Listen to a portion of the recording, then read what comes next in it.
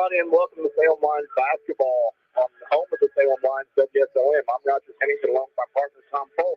Tonight, we come to you from Eastern High School again for the consolation game of the Washington County First Harrison Holiday Tournament here, Tom. Consolation game tonight. Both of these teams, Eastern and Salem last night, going down to defeat Salem, losing a tough matchup against the West Washington Senators in a close ball game in which the Lions only scored 2 points in the first quarter, and that really came back to haunt them there in that second half. They just never could get the lead back there and find a way to win that basketball game. Lions only shot about 22% from the field for the game. That was really difficult for them to overcome. You know, Raj, I made a mental note last night. Well, I actually wrote on a piece of paper. With 3 minutes and 51 seconds to go, we had scored 32 points for the game, and we ended the game with 32 points.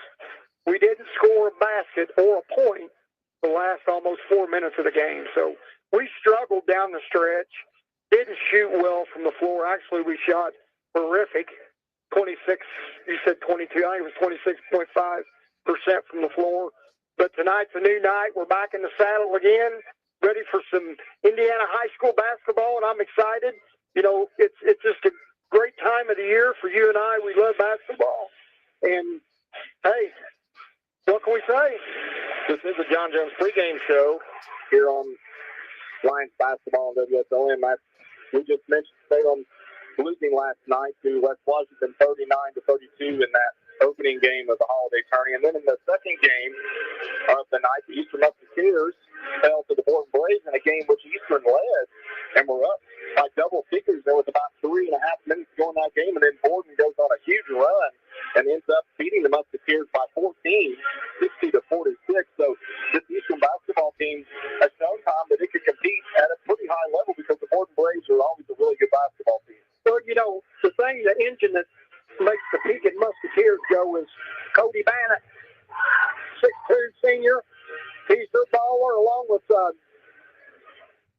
Brody Temple, and 6'5" junior. And if I remember last year, Bannon had a really good game against the Lions there at Salem High School.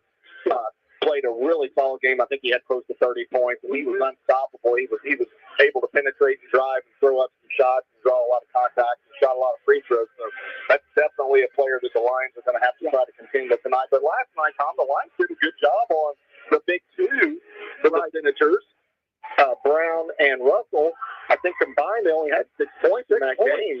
And so from that standpoint, the Lions did a really good job of containing those two players. But the offensive woes just continued there, and that's coming off of 2 good offensive outbursts for the Lions, and then last time really struggling to put points on the board. Just had lid on the basket. We couldn't find it. I mean, we missed layups, missed free throws, missed wide open threes.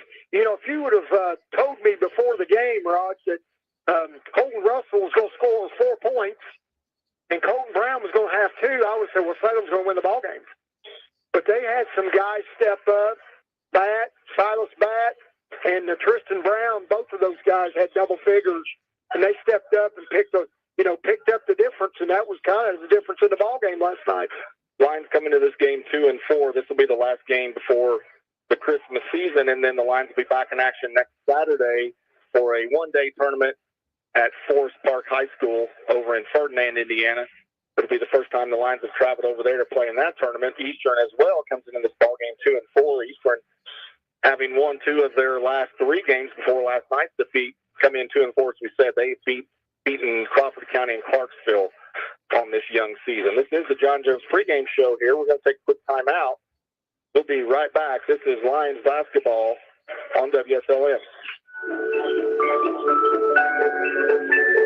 Ho, ho, ho. This is Jalen Orr.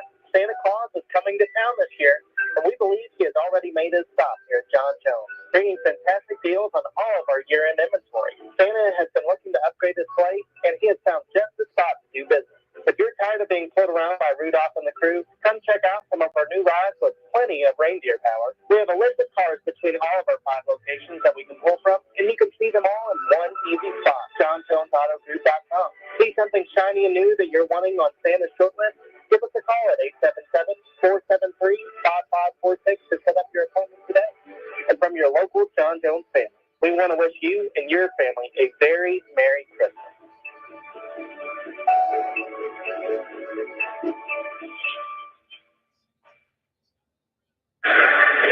John Jones pregame show. Salem Lions basketball tonight. Salem and Eastern to do battle. And even though this is two conference teams, this is a non-conference matchup. Technically, the non-con, this game won't count for the Mid-Southern Conference standings as this is in a post-conference tournament here. So the Lions and Musketeers hoping to salvage third place out of this tournament at both having losses last night. Let's talk about the overall series history between these two schools, which is a long history.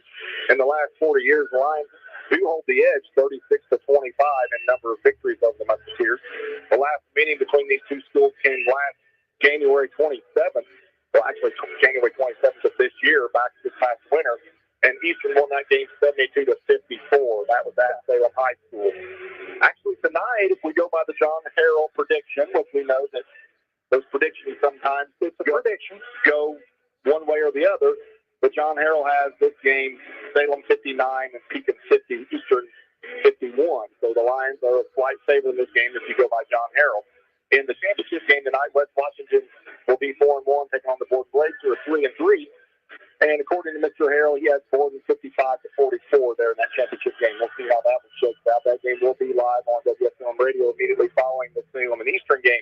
Let's get back to this game, Tom, and talk about, I think the biggest key for Salem tonight, Tom, is going to be shooting the basketball. Making shots. Quite simply, the Lions execute last night down the stretch and make some shots, and they probably come away with a win last night. They do. They do come away with a win. And, you know, here's the thing. I think West Washington, you got to give the Senators credit because their physicality got to us. And I know the Temple boy, Brody's the big strapping, 6'5" guy. I know Bannon's physical. So that poses a problem for the Lions.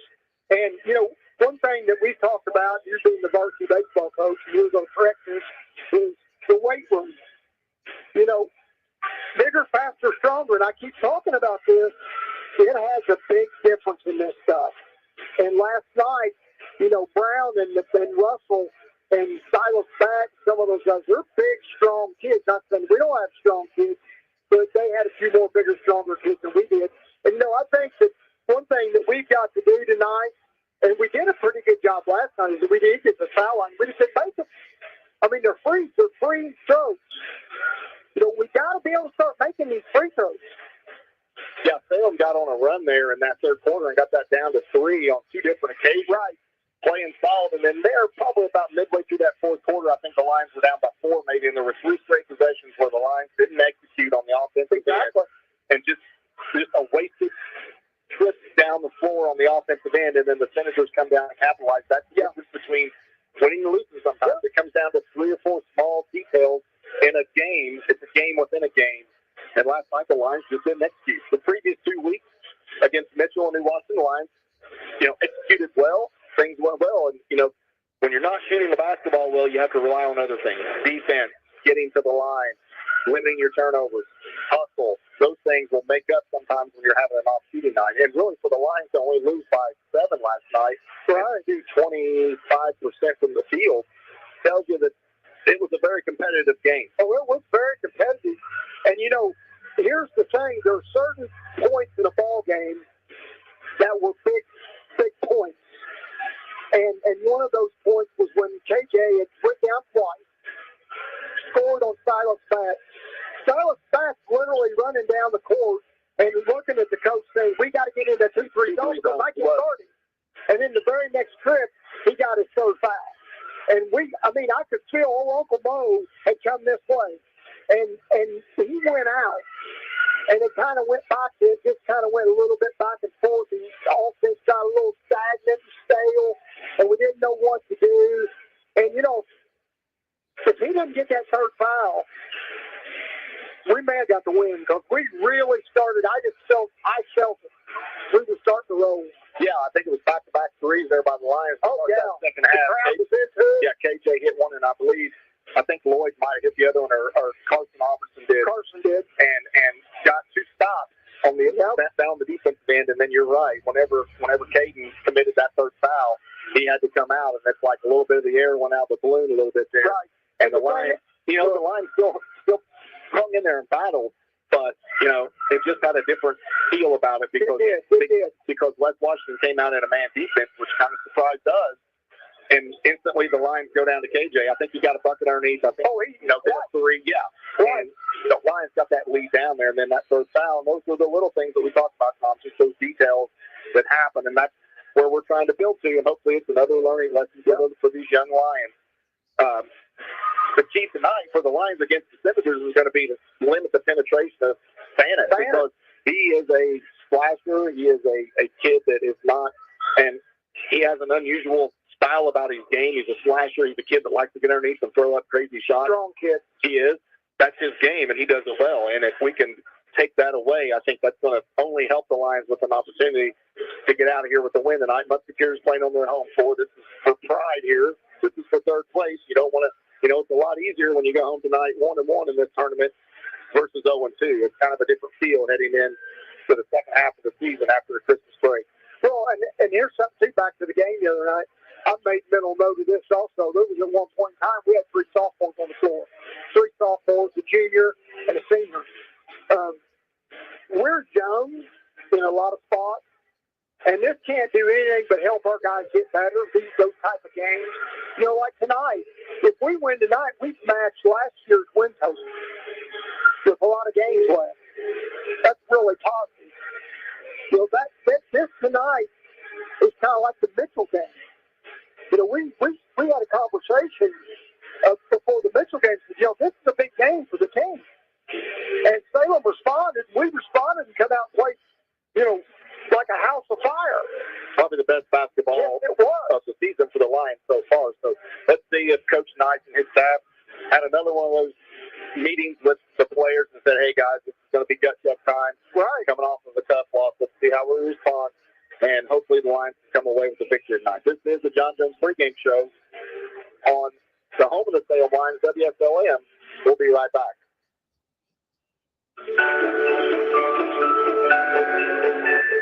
Ho, ho, ho. This is Jalen Orr. Santa Claus is coming to town this year, and we believe he has already made his stop here at John Jones, bringing fantastic deals on all of our year-end inventory. Santa has been looking to upgrade his slate, and he has found just the spot to do business. If you're tired of being pulled around by Rudolph and the crew, come check out some of our new rides with plenty of reindeer power. We have a list of cars between all of our 5 locations that we can pull from, and you can see them all in one easy spot, JohnJonesAutoGroup.com. See something shiny and new that you're wanting on Santa's shortlist? Give us a call at 877-473-5546 to set up your appointment today. And from your local John Jones family, we want to wish you and your family a very Merry Christmas.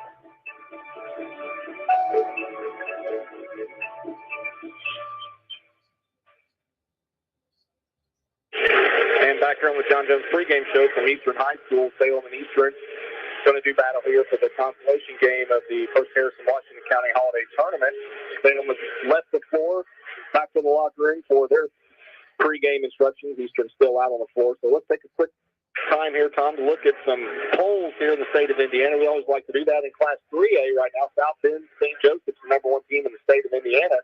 In Class 3A, as far as Southern Indiana schools are concerned, Southbridge is number 5, they're 5-0.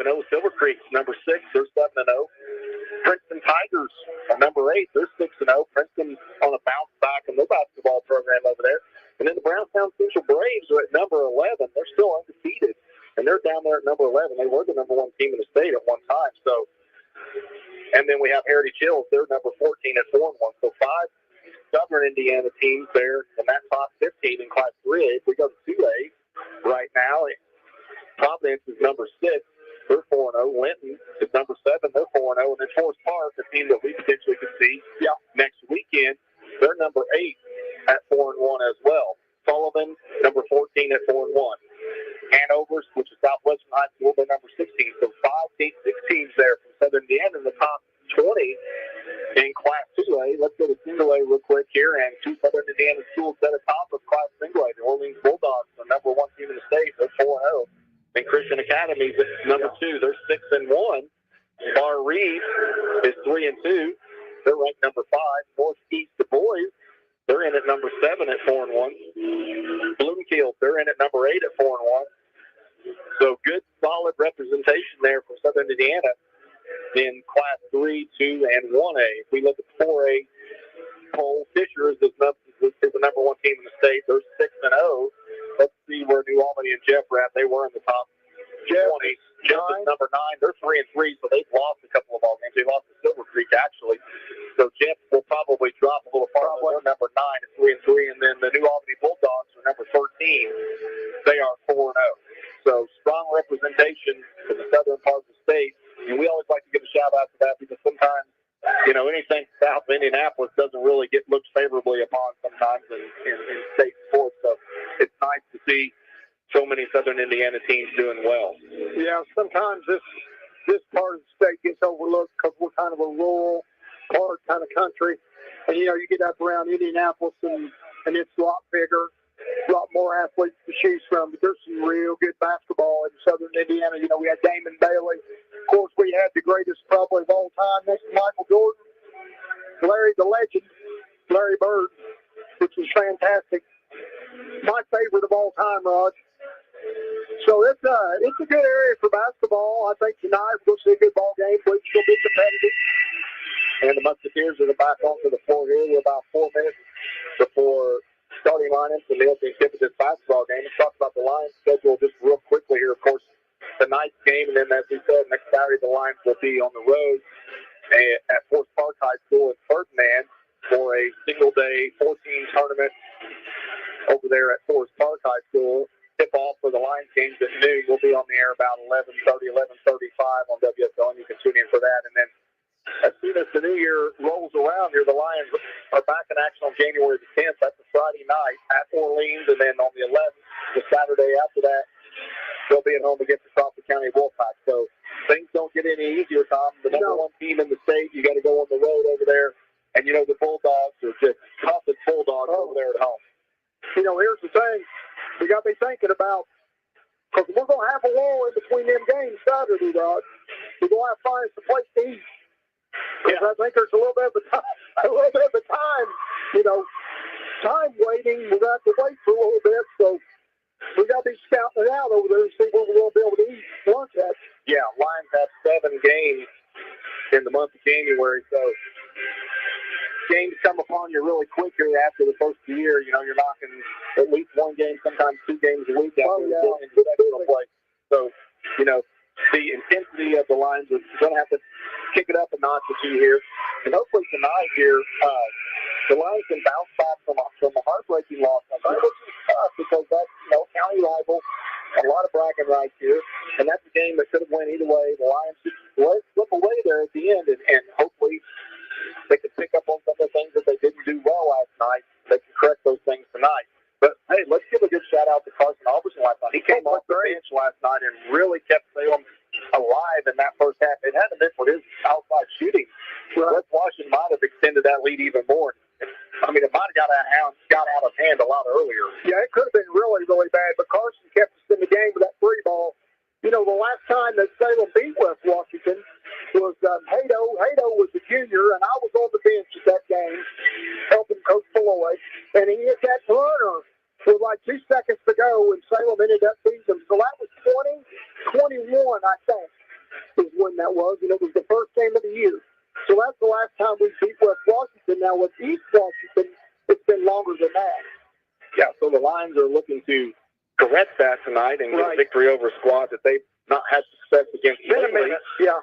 Well, actually, against West Washington and Eastern, not a lot of success. No. I think the Lions had lost probably 2 or 3 before that game that you were speaking about in 2021. Right. So, that's the great thing about basketball and any athletic event is there's always tomorrow. You're going to live to play another game, and hopefully the Lions will come away with a victory here tonight. That's the plan. We're about a minute out here from the opening tip. We want to thank all my sponsors. This has been the John Jones pregame show here on WSLM, the home of the Salem Lions. We're going to take one more quick time out here. We'll be right back.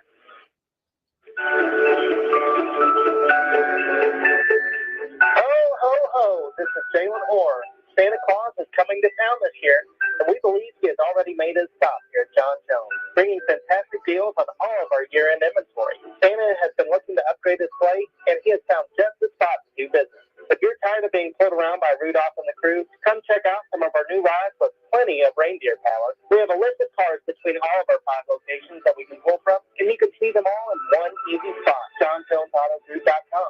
See something shiny and new that you're wanting on Santa's short list? Give us a call at 877-473-5546 to set up your appointment today. And from your local John Jones family, we want to wish you and your family a very Merry Christmas.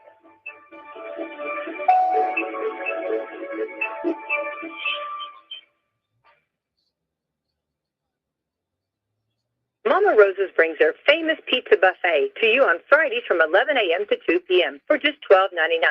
Choose from a wide variety of pizza, homemade soups, and a large salad bar with their favorite potato salad, slaw, and dessert. Then come back on Friday nights for the homestyle buffet from 4:30 to 8 p.m. or 11 a.m. to 2 p.m. on Sundays for $15. Children's buffet is only $7 each. It's where you'll find a variety of good home-cooked foods at Mama Rosa's. We're here at McDonald's Gymnasium for tonight's game. It's time to introduce the starting lineup. And the crowd is on their feet, and they're going wild. And here comes the new players. We've got the premium quarter pounders coming in tonight, alongside the chicken classic sandwiches. Playing forward tonight, we have got one-of-a-kind McWrap. Guarding your hunger, it looks like we've got McDouble and McChicken coming in. And starting in the center court tonight will be Big Mac. Look on the sideline, folks. We have Chicken McNuggets cheering tonight alongside those golden delicious fries. Hot and always ready. You'll score points every time you bring a family into Salem McDonald's, right here on Main Street, before or after the game. Don't forget to top off your favorite meal with a cold soft drink, that famous Mickey D's sweet tea, or something from their full line of smoothies and McCafe coffee drinks. Order inside from 4 a.m. to 11, or get that one-of-a-kind taste 24 hours at the drive-thru. McDonald's, I'm loving it.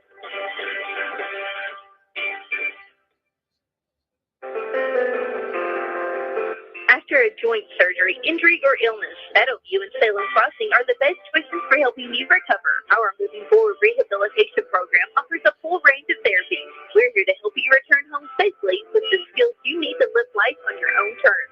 Meadowview and Salem Crossing, two great options for your rehabilitation. To learn more, visit asccare.com or call 888-996-8272. More than X's and O's, playing high school football has taught me respect for my coaches and teammates, our opponents, and the officials. On the softball field, I learned how to be accountable for my actions and how they affect the rest of my team. Every game reminds us that humility means winning with class and losing with grace. I'm Dante Pope from Maryville High School. And I'm Ashton Elfers from North Posey High School. These are just some of the lessons we learned from high school sports that we'll carry with us for the rest of our lives. Wins and losses, highs and lows, success and failure, they are all part of being a student athlete and a human being.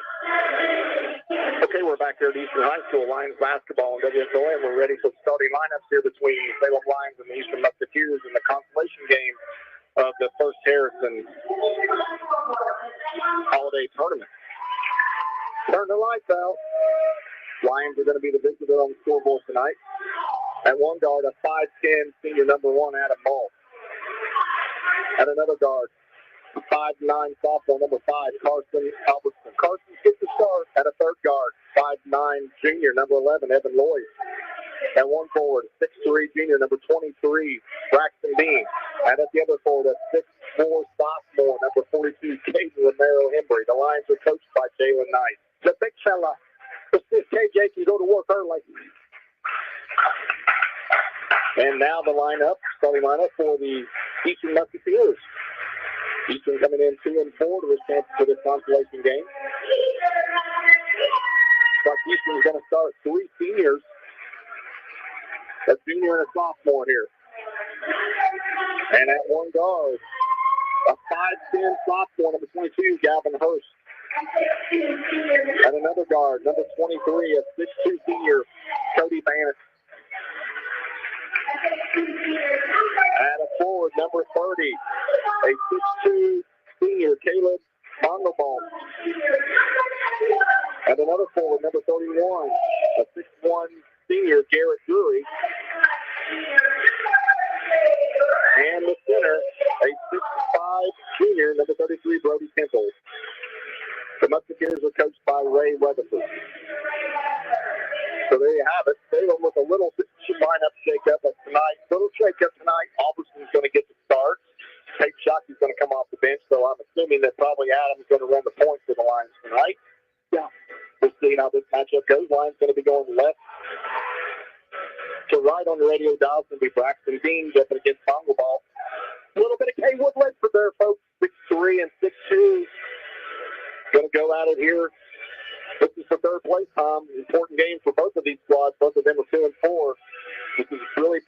getting in, see how it is, for the second half of this season.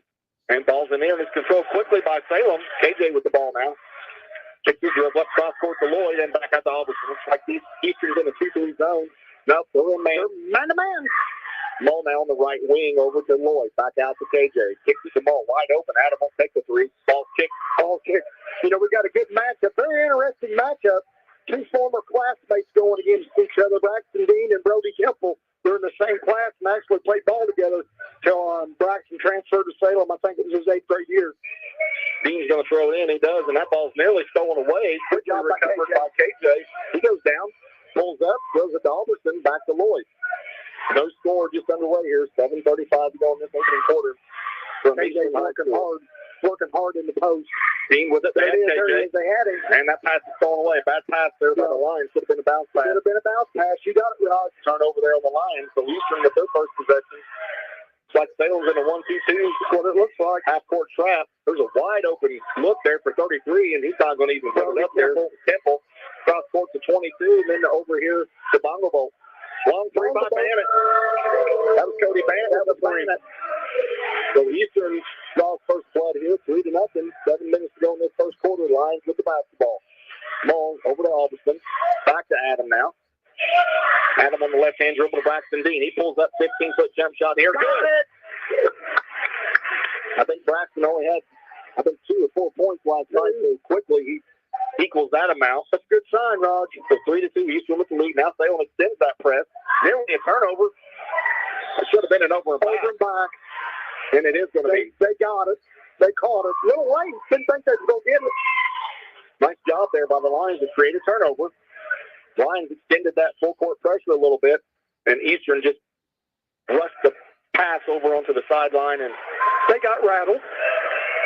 The Eastern Musketeer player fell out of bounds. It's turnover for the Lions. Lloyd looking now over to Dean. Braxton back out to KJ. Over to Albertson now. Trying to get Braxton underneath. They miss him. There's Lloyd. Has to pass it up to Mull now. Mull on the drive. Baseline. Shot fake. And he's going to travel. He did. Two turnovers early. So 3 possessions and 2 turnovers and a basket. That's not the kind of odds we want to take all night. Not what we want. Eastern basketball now. They have a 3-1 lead, and ball slapped out of bounds off the Mull. Salem extended that pressure up. They got Braxton Dean up there at the point of that press, and I like that. I do too. Braxton at 6'3", got some long arms. He's creating kind of a distraction there for the Musketeers. Braxton's really athletic. Temple with it now. He turns it over. Braxton with the steal. There's Adam Mull. Kicks it back over to Lloyd. Evan now right at the free throw line. Jump shot. No good. Offensive rebound by Dean. Back up and good. Good work.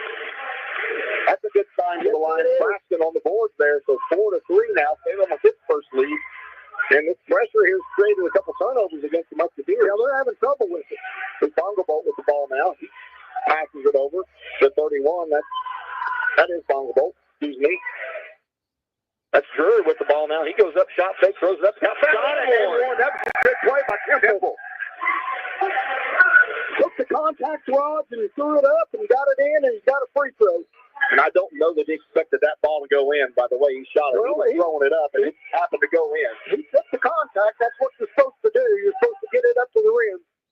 So that gives the Musketeers the lead back, and he converts on the three-point play. So it's 6-4 now. Eastern with the lead. Quickly up the floor. There's Albertson spots up for a 3 in the air. That's going to be short. And a rebound by Mull. Adam back out to Albertson. Good job by Adam to catch a rebound there. Dean with it now, top of the key. Bounce pass, turnover. Just not a good angle there. Trying to get it to KJ underneath. And a turnover by the Lions. That's 3 now. Early in this game for the Lions. Right idea, but just poor execution. There's another turnover. Bongobolt getting good confident up. Mull steals it, gets to Albertson, throws it up, no good. Rebound by Braxton up, no good. Block shot by Temple. And now the Musketeers have it. Quickly up the floor. There's Bannett on the floor. It's over now to Temple now. As Eastern is going to reset this offense. Good job by Salem there. Yeah, very good job. I think there's a split spot because we've had 2 guys slip twice in a row at the foul on Braxton. Yeah, he was all over Gavin Hurst there. You know, Rod, that's one of those unnecessary fouls. You know what I'm saying? Yeah. 50 feet from the basket there. That's going to be the first on the line. First, check that 2 for the Lions now. First on Braxton. So Eastern basketball. Eastern with the lead, 6-4 over the lines. There's Bannett with the three. Got that one, too. That's his second. Same spot. That's not a good sign if he gets hot because he's a very streaky shooter. 9-4 now, largest lead of the game by either team. Salem with the basketball, Dean with the ball over now to Mull on the left wing. There's KJ right underneath.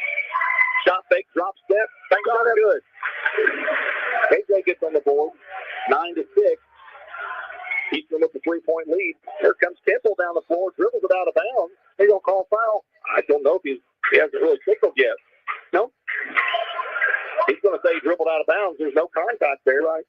He went like this and gave this closed fist, which is a foul. That's going to be a turnover on Eastern. Coach Weatherford's asking about it. Say, yeah, not a real decisive call there. He didn't give the right signal. If it's an open fist, is a violation. He gives a closed fist. Had me confused there for a minute. The turnover on Musketeers. Salem with a chance now to cut into this lead, 9-6. 4 minutes to go in this first quarter for Mission High School. Dean with a high pick and roll. Can't get it to him. Over the ball now. Eastern is mixed off man-to-man. They're not really putting a lot of pressure on the ball. Lloyd with the now for Dean. He's guarded by Temple. Bracken going to work between the legs. Kicks it back to Mull. Had him right down the lane. Throws it away. Another turnover. It is a turnover. That's foul on Dean. Second foul. That's going to be his second. No, maybe that's still KJ. Real quickly, Jackson Bruss up off the bench either way. That's KJ's second. So foul trouble again early in the game with Salem post players. Well, we get caught in the cookie jar. We make a turnover, and we just stay down there, and we're reaching and grabbing, and they're going to get you on it. Lions now going to take the press off here. At 24, Landon Rose, who checked into the game for the Musketeers, brings the ball up. Salem in the 2-3 zone now. 9-6. Eastern with the lead over the Lions. 3:30 to go in this first quarter in this consolation game. Rose with it now. Here goes Temple, penetrates. Kicks it out to Bannett. Another long three by Bannett. Bingo! He's got three. That was contested. Adam was in his face there. Right. The 12-6. Bannett with 3 threes. He likes playing Salem here in this opening quarter. The largest lead, 6 points now for the Musketeers. Mull now to Albertson. Carson throws it over to Dean. Braxton now trying to get it to Mull. Gets it over to Lloyd. Jackson Bruss really working hard on the post there. I think that might be a matchup in favor of Jackson underneath there. Chase Bass in the game. He's a 6-foot freshman for the Musketeers. Albertson picks his dribble up now to Mull.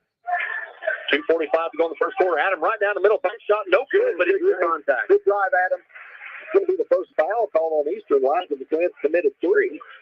So a shooting foul here for Adam Mull. Nice drive. He couldn't finish. But just the free throw line can be a little more favorable for the Lions now. Let's see if they can get off the good start. First free throw's good by Adam. It's 12-7 now. 5-point lead for the Musketeers. Curry's coming in and gives Temple a break of rest. Temple's going to step out to the bench for a minute for the Musketeers. Second free throw by Mull. No good. Tipped around. And Adam on rebound. Jackson Bruss kept that line. There's Lloyd now. Travel. He did travel. Probably should have shot the ball there. Yeah, that's the one he's got to pull the trigger. Another turnover on the lines. That's got to be 5, I would say. And Eastern's had a few turnovers too in this first half. 12-7. Eastern with a 5-point lead over the Lions. There's a lot more scoring in this first quarter than last night. Rose with the ball now for the Musketeers. Gets it over to Bannett. Salem in a 2-3. There's Bongo Bolt. And the ball stolen away by Braxton Dean. Turnover on the Musketeers. So either team doing a good job taking care of the ball. There's Albertson. He's going to put it on the floor. Kicks it to Bruss. Jackson picks his dribble up. He's trapped now. And we're going to have a foul or a jump ball. It's going to be a jump ball. That'll be Salem's basketball. No, that'll be Eastern's basketball. Salem control the opening tip. So another trip there, and the Lions don't get a shot up. And I'll tell you, take Bannett off the floor right now. Yeah, Musketeers only have 3. Yep, he did it. Salem now. Rose with the ball for the Musketeers. Gives it back to Bannett. That's 31. That's Brewer with the ball. Kicks it back to Bannett. They're running Bannett at the point now. Kicks it over to Bongo Bolt. He goes up, lays it up and in. Yep. Not a lot of it. That wasn't a contested shot there. He just got the baseline and took it to the goal. Jackson Bruss didn't slide over on that. 14 he got screened off. There's Bruss with a shot. 15-foot baseline jump shot, no good. Rebound, tipped away, and Rose retrieves it for the Musketeers. And Bannock's going to bring it up. Eastern 14, Salem 7, 1:30 to go in this first quarter here. Salem in that 2-3 zone now. They're trying to trap out of it. There's Bongobo. He drives in. 15-foot jump shot. No good. Air ball. Rebound by Jackson Bruss for the line. Gets it to Mole. Quickly up the floor now. Adams right down the lane. Kicks it out to Albertson and then over to Evan Lloyd. Salem with a chance here to cut into this 7-point lead. Coming up on 1 minute to go in I'd this like first to see quarter. Adam take that to the hole, not pull it back out. And Dean with the ball. Gets it over to Albertson. Mole. Braxton gets it back on the baseline. Good bounce pass to Bruff, and he lays it in. Good play. That was a good entry pass there. That was. Good job by Jackson to steal the defender off, and it was easy, too. Yeah, good look, good pass, good basketball. 14-9 now. Salem cuts that lead down to 5. Musketeers led by as many as 7. And Salem's extending this 2-3 zone, and they're trapping on the wings now, Tom, to try to create a little more pressure. They've moved Bannon out to the point, which is kind of surprising. Yeah, that is surprising. Bongo Bolt now. There's a turnover on the Musketeers. A lot of turnovers in this first quarter by both teams. Here comes Shockey. Shockey coming in for Albertson, so this will be Peyton's first appearance. 27.7 to go in this first quarter. Let's see if the Lions hold for 1, down by 5. And Shockey's going to bring the ball up. Looks like Rose is going to have the assignment regarding Peyton. Peyton gets it over to Mullen. Nearly stolen away there by Temple. Long three by Lloyd. Good. That was a good. He was squared the ball. Feet set. A big three. Under 10 to go now. 14-12. Salem down by only 2 now. There's Temple with the ball. Free throw. Jump shot. No good. Rebound by the Lions. And that's the way the first quarter's going in. 14-12. Evan Lloyd shoots a whole lot better when he sets himself and doesn't rush it. He was rushing last night. Tonight, set himself, good look, knocked it down. So the first quarter's in the books here, 14-12. Eastern with a 2-point lead over the Lions. We'll be right back. This is Lions basketball on B Sports Authority, WSLM. Get Du Bois County Tire Call. Big or small, they serve it all. They have the main brand tires you know to keep it cruising on down the road. They got tires for driving me. They even got them for your farm machine. You can call them day or night. Du Bois County Tires does it right. Big or small, we serve it all. Du Bois County Tires. See your Michelin dealer today for the Michelin Defender tire. It's the tire that delivers what you want. Outstanding safety, more miles and fuel efficiency, all backed by an 80,000-mile limited warranty. Don't sacrifice. Ask for the Michelin Defender tire today at your local Michelin dealer. Find the right Michelin tire and get the expert service you deserve at Du Bois County Tire and Supply in Jasper, Davis County Tire and Supply in Washington, and Knox County Tire and Supply in Vincent. See manufacturer's limited warranty book for details. Big or small, we serve it all. Du Bois County Tires. And back here on Lions basketball on WSLM. After 1 quarter, Eastern 14, Salem 12. Tom, real quick, what stands out in stat sheet? Well, there's 2 things. We've out-rebounded Eastern 6-2, and we've got 5 turnovers for their 6, but it's Bannock got 9 points, hit 3 threes. Eastern shooting 71% from the floor. we're Lions shooting 50. So the reason those shooting percentages are high because there's a lot of turnovers. Lloyd with the 3 that's blocked out of bounds there by Temple. So both teams having a problem with the turnover bug. Yeah, the turnover bug is bit tonight. So Braxton Dean going to throw it in for the Lions here. The Lions come out with Bruff, Dean, Lloyd, Mole, and Shockey. Eastern has Hurst, Rose,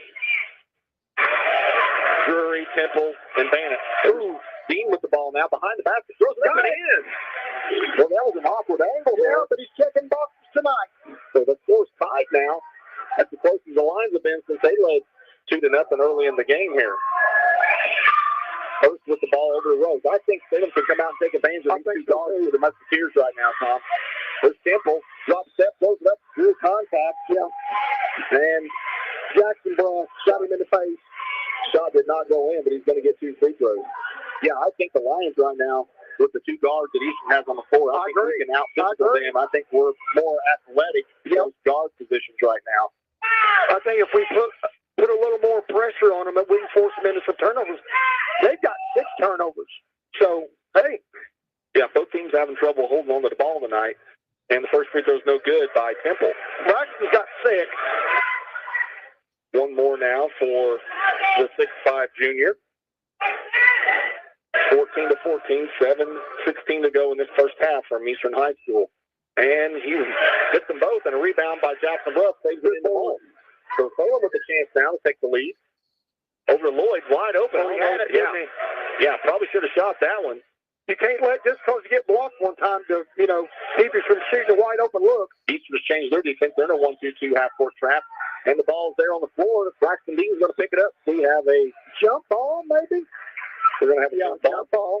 That's going to be Eastern basketball on the alternating possession. So another trip where the Lions don't get a shot. Wolf got down too deep in there. He got too deep in it, and then he tried to make that little bounce pass across the lane, and they just got a hand on it. So Hurst going to bring the ball up now for the Musketeers. 14-14, 6:50 to go in the first half here. Salem in that 2-3 zone. Let's see if they try to trap on the wing. Yeah, I'd press. I think the pressure out front on these guards for Eastern right now. He's got to add him with Bannon. Bannon goes in, throws it up. No gain. Offensive foul. Did Jackson Bell take that one? I think he did. Good play, Jackson. So that basket's not going to count. That was good position there by the Salem defense. That's Bannon. Well, he's been hitting the three early, but he likes to put it on the floor. Yes, he does. I almost think we might be doing a little boxing one again because it looked like Adam was chasing Bannon. Salem with the basketball now. There's Jackson Bluff, free throw line. Good. They didn't even guard him. He just turned around and shot a free throw there. Not a contested shot. And Salem with a 2-point lead now over the Musketeers. 16-14. Good to see Jackson get one down early. That's 4 for Bluff. That's 4? That's 4 for Jackson off the bench. Yeah, it is. Rose with the ball now. Hurst and Rose are running the guard position for the Musketeers, and there's Hurst now. A good find underneath the temple. Throws it up, partially blocked by Dean. Gets his own rebound. Kicks it out. There's Hurst with a long three. That's not going to be good. And a rebound pulled out there by Braxton Dean. Braxton up the floor, 1-on-4. He puts his head down. Nearly turned it over. Gets it back out to Shockey. There's Bluff again. Free throw line. No good this time. Short on it. And a rebound pulled away by Drury. He was too open. Yeah, the first time he was too, but that one a little short there for Jackson. I think he thought, oh my gosh, 2 in a row. They're not going to guard me. So here we go. Bannon with the ball now. There's Rose. Not guarding him. He takes the long three. No good. Rebound Evan Lloyd. By Lloyd. Here comes Shockey with the ball now. Salem holding on to that 2-point lead, 16-14. Let's see Shockey get in the action a little bit. There's Lloyd wide open on the baseline. Good. That's what we got to have. That's why he's in there. That was a good find. Yep. Evan was square to the basket. His feet set. Nice form. Nice technique. Nice ball moves. 2 threes now. 19-14. Salem with a 5-point lead over the Musketeers. And a ball thrown away by Evan Lloyd. Down the middle, lace up and 5-point run for the Lions. 21-14 now. That's the largest lead of the game for the Lions. Musketeers led by as many as 7 as well there in that first quarter. Lions kicking it up a notch here, and I'm telling you, I think the defensive pressure off of these guards time, I thought we could take advantage of that. Hurst with a long three, no good. And a rebound tipped away, and Shockey comes out with it up the floor. Evan Lloyd's wide open. He's going to lay it in. And he got it. Could be a timeout call here, and it is. By Coach Webster. Real quick. 23-14. Lions bump that up to 9-point lead here. It's going to be a 30-second timeout. We'll take time in here from the sponsor. This is Lions basketball on WSLM. Drew and Johnson Scott here to tell you that American Family Insurance is committed to protecting your dream home so that your family has a place to share laughs, celebrations, and milestones, which is why their new homeowner discount rewards customers who have purchased a new home in the last 3 years with a discount on their homeowner's policy. American Family Insurance. Insure carefully, dream fearlessly. Contact Rodney Bruff, agent at Rodney S. Bruff Agency Incorporated at 812-277-1400 today.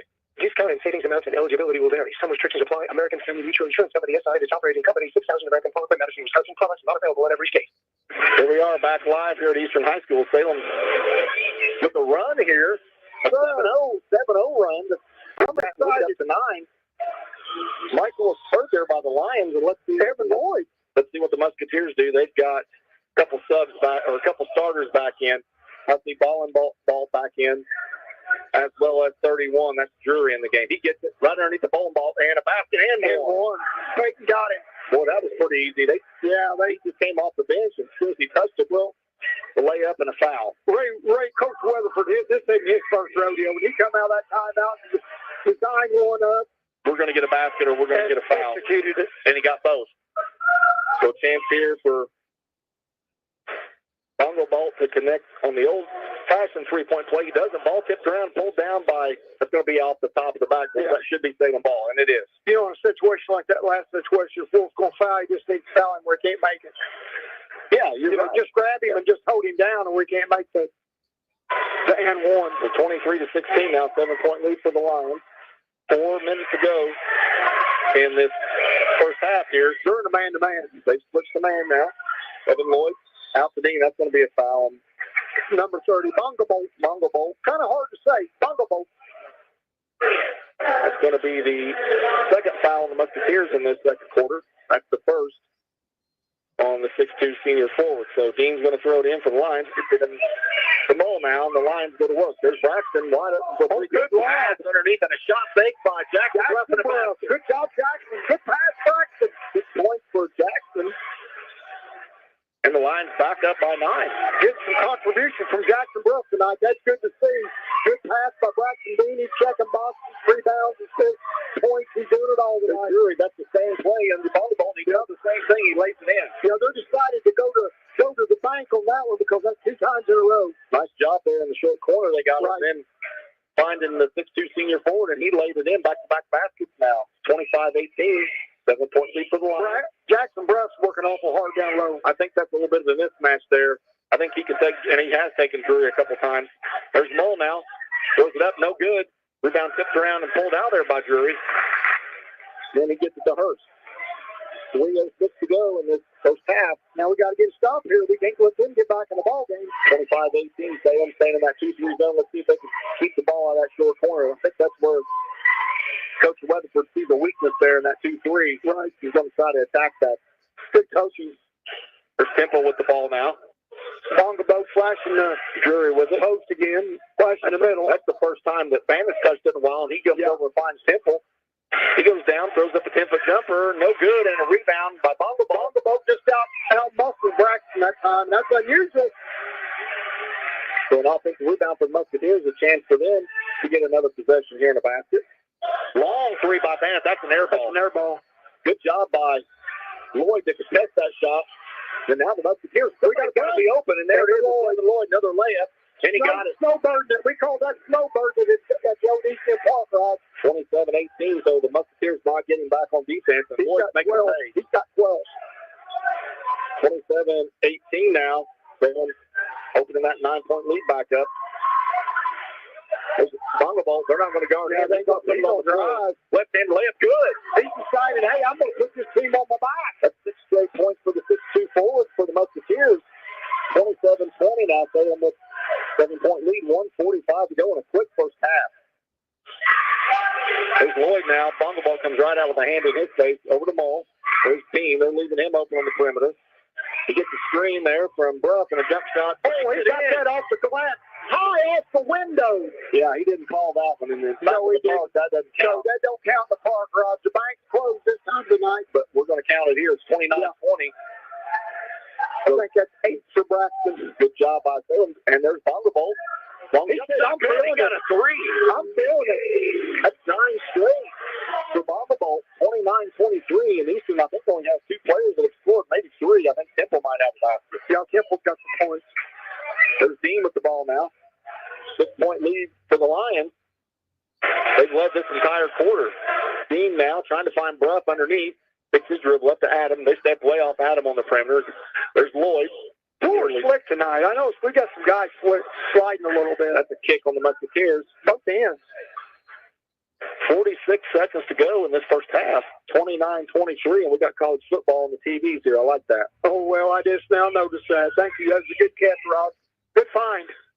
Mull with the ball now. See what Coach Nice is going to draw. Salem hasn't called timeout yet. I think he's probably out. He's going to call it. He said one shot, he's going to call it. There's Dean with the ball now.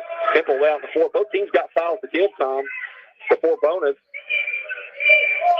30 seconds to go. Lloyd with the ball over to Shockey. There's Braxton Dean. Coach is going to call timeout. This is going to be real good strategy by Coach Nice. I like this. There's 19 to go. Mull with the ball now. He dribbles, nearly loses it, and he is going to get fouled. We got bailout on that, Rod. That was the bailout. Let's see if Coach Nice calls it now. With 15 to go. It's going to be Salem basketball on the foul against the Musketeers. 29-23. That was on number 33. I thought it might have been on Bennett. That's on Temple. That's his first. 2 more fouls before Salem's in a double bonus here. There's Lloyd with the ball. 15 to go. Dean with the ball now. To see if the line's connected. I don't think Coach Nice is going to call it. I thought he was going to let it play out. Dean with the ball now. Oh, epic foul. See, that's the kind of stuff that kills us. Yeah. Right, Salem with the 6-point lead for Eastern to cut this down here with 4.8 to go. The worst you could do is go in the locker room upset. Now you give them a chance to make the 3, and it's a 3-point ball game. Salem does have a foul to give here. So I expect that maybe a foul here in the backcourt on Bannett. And they're going to let him get across. He's going to throw up a shot. No good. Well, that's the way the first half ends, 29. Shots to 3. The Lions holding on to that 6-point lead here at halftime. So a good first half by the Lions. Good first half. Got to start a little bit slow there, but really kicked that intensity up. Yeah. Went on a big run there to take the lead, and Salem led the entire second quarter. We found some things there that we can take advantage of, and we took advantage of it. Rebounding, kicking it out, getting some run-outs, which has worked effectively for us this second quarter. Had a real good second quarter, Raj. Put up some points. This is Lions basketball on WSLM. Stand by for the Meadowview Healthcare halftime report.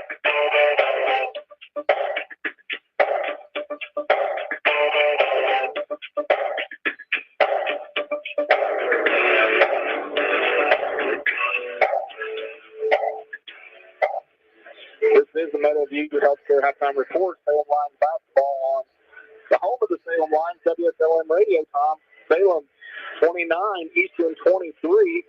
Waiting for some stats to print out here from the Salem statisticians. Printer's working a little slow tonight. There we go. Thanks to Ricky Links and the great Noah Greenlee. 29-23, Salem with a 6-point lead at half. Let's look at statistics.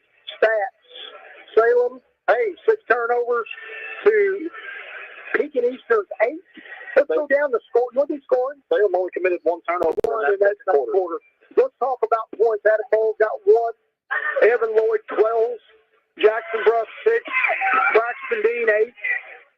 Caden's got 2. He got in early foul trouble. That gives us the 29. For Eastern, it's been Bannett. He has 9. Bonga Bowl has 11. And then Brody Temple has 3. That's all the score. Yeah. That gives them their 23. They've got 3 guys in the scoring column. Talent scoring by the Lions, led by Lloyd with 12. We're shooting 61.9% from the floor. Eastern's cooled off. They're at an even 50%. So that has flipped. It flipped in the second quarter. We start shooting up better, got better look. Total rebounds. Lions are out rebounding the Musketeers. 12 rebounds to 6. We're led by Braxton Dean has 3. Looking at 3-point shooting, Salem as a team, 2 of 4. Right. Which I like that. 2 of 4, Eastern 4 of 9. We had this discussion coming down here, Tom. If the Lions shoot fewer than 12 3-point baskets, they're 2-0. Yes. If they shoot more than 12, they're 0-3. Yep. And I know that's a funny stat to look at, but that's one that stands out to us. It's that when the Lions rely on that 3-point line only as a way to score, they're not nearly as effective than if they're mixing that balancing of down low to Braxton and KJ and then working that perimeter game with Lloyd and Alderson out there shooting threes. And you got Adam Ball who can do pretty much everything for you. Hustle, rebound, leadership, taking the ball to the basket. Here's the thing. You get the inside game established, it opens up the outside game. But we get going and going in the paint. They start doubling down, and we skip it to shooters. Shooters get wide open look. Last night, we couldn't do that. Now, this is the Meadowview Healthcare halftime report here on Lions Basketball. We'll be right back after a word from the sponsor. Joint surgery, injury, or illness, Meadowview and Salem Crossing are the best choices for helping you recover. Our Moving Forward Rehabilitation Program offers a full range of therapies. We're here to help you return home safely with the skills you need to live life on your own terms. Meadowview and Salem Crossing, 2 great options for your rehabilitation.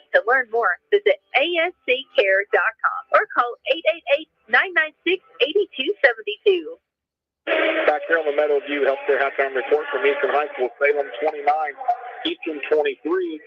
In a tale of two quarters, Tom, Eastern dominated the first quarter, the Lions dominated the second quarter.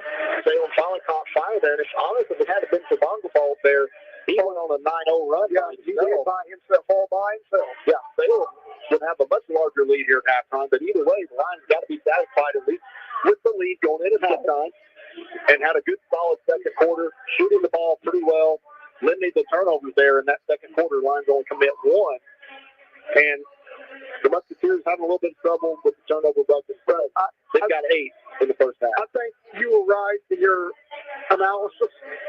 I think if we go out and pressure their guards, they can be pressured and force them into turnovers. You know, here's the big thing, Rod. We got to come out in this third quarter firing on all cylinders like we did the second. You know, we got to come out forward with that intensity. I mean, get down, lock down defensively, rebound the ball, get it out, get some buckets.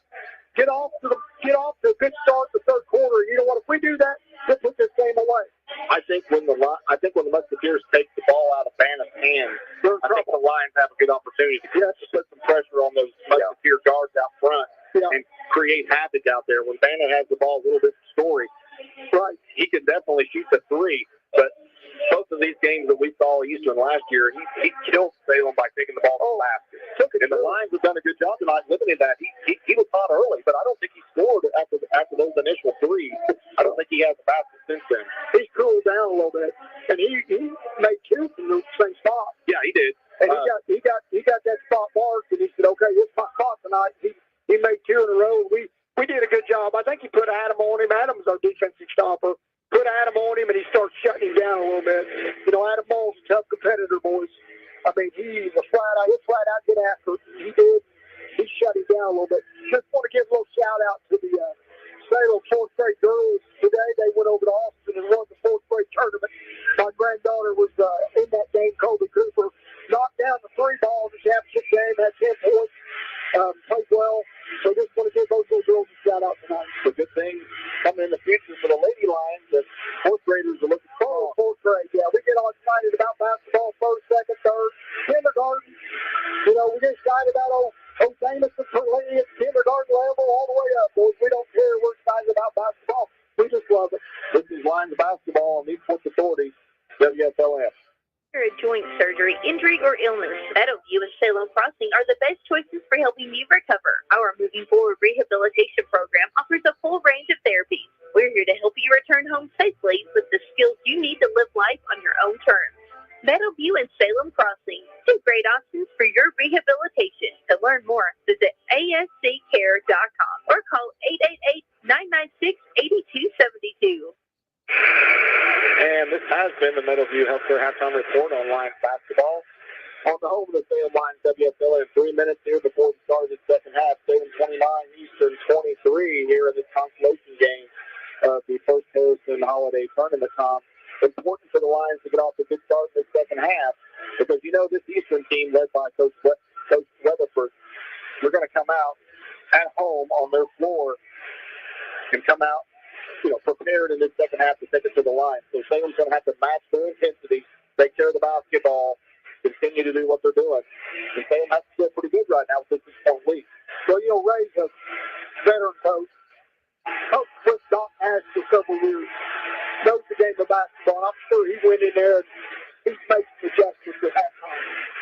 And, you know, any good coach will do that, make adjustments. And we'll see how Eastern, you know, adjusts, and we'll see how Salem responds.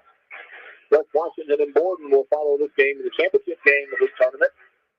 Who you got, Roger? I think that's going to be a competitive game. Not had a chance to see Borden. I've seen West Washington twice against the Lions, and I think that could go either way. Right. I really feel like that's going to be a really good basketball game, and I think it really depends on how the West Washington guards come out. And if Brown and Russell can come out, because Borden has a definite size advantage. They've got 6'8", 6'6", 35 along the front, so kind of a contrasting style there. And, you know, Doc, he doesn't mind to play in the 30s. No, Doc can win in the 20s. And the Centers can play down there as they proved last night. Yes. So that'll be an interesting game. I think the big thing for the Senators is Russell. If Russell School scored 4 points. Now, I'm going to stand on this. If he only scores 4, 6, 8, they're in trouble.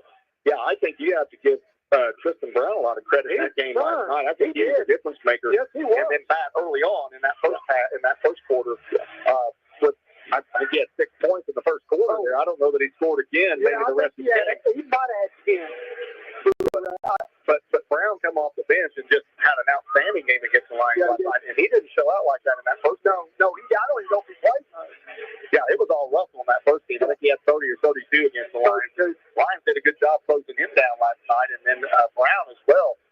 In the first game, he didn't have a really big night against Salem. He got on track there towards the end, but Salem doing a good job on those 2 guards last night, Senators, and that's the strength of their team for sure. Yeah, well, that's Brown. That's the Senator name. That Rosenbaum and Green, and I'm sure those Brown boys, their families all from right downtown Campbellsburg. And I just. And from back in our area, there was a guy named Scott Brown. You know him very well. Yeah, really good baller. Could jump out of the gym. He could play. And you got Dave, Denver. I mean, those are the older generation. And that's just the Campbellsburg name. And Dwayne Malloy. We can't forget Dwayne Malloy from downtown Campbellsburg.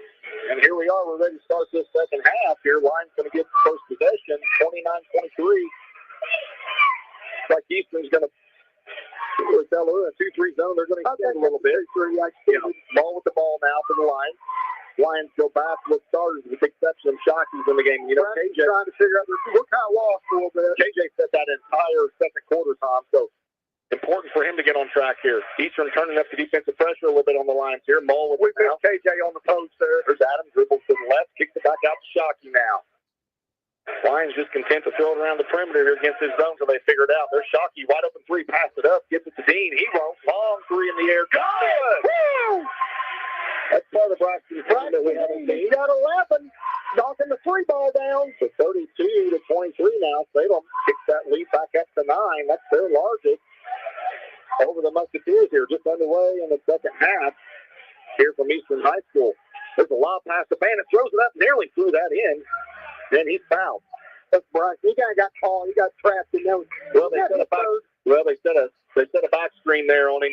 He's got 3. Yeah, he said nice back screen by the Musketeer. That was a design play. Alley-oop to Bandit. Yep, come right out of the locker room at halftime. And he nearly threw that in.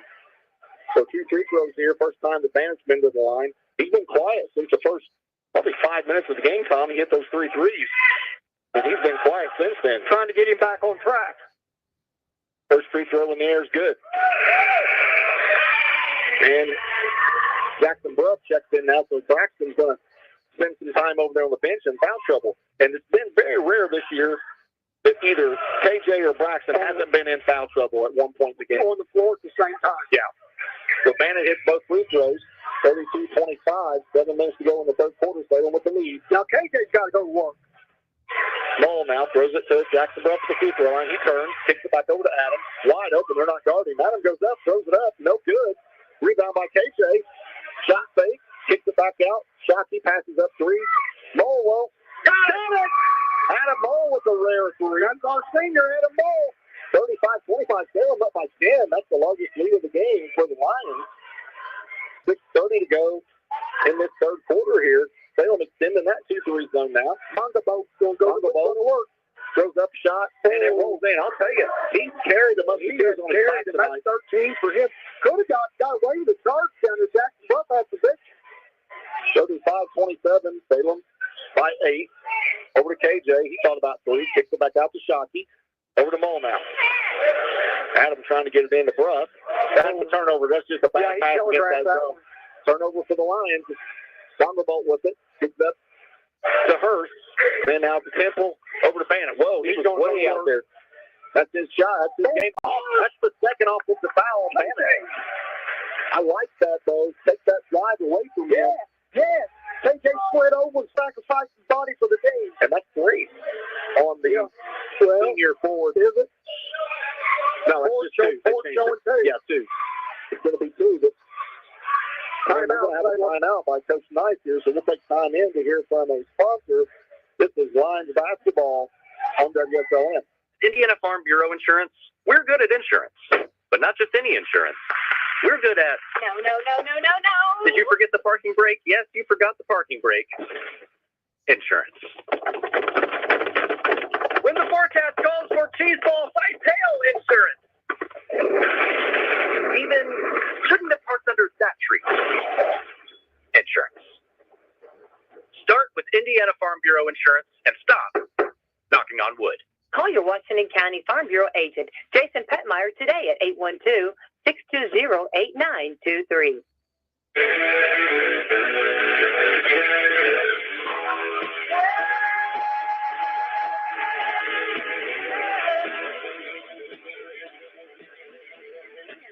Here comes the Jets. 1, 2, 3. And back here at Eastern High School, Salem 35, Eastern 27 in the third quarter. 5:52 to go in the third quarter, Tom. And Bongo Ball, I'm telling you, Bongo Ball, he has been huge for the Musketeers tonight. He's got what? 13 to 13, yeah. So that's a real good opportunity there for the senior there for Eastern. Yeah, 5:52 to go in this third quarter. he picked up the slack for the Musketeers. Salem with the basketball and the lead. Shockey bringing it up the fourth line. Over to Mole.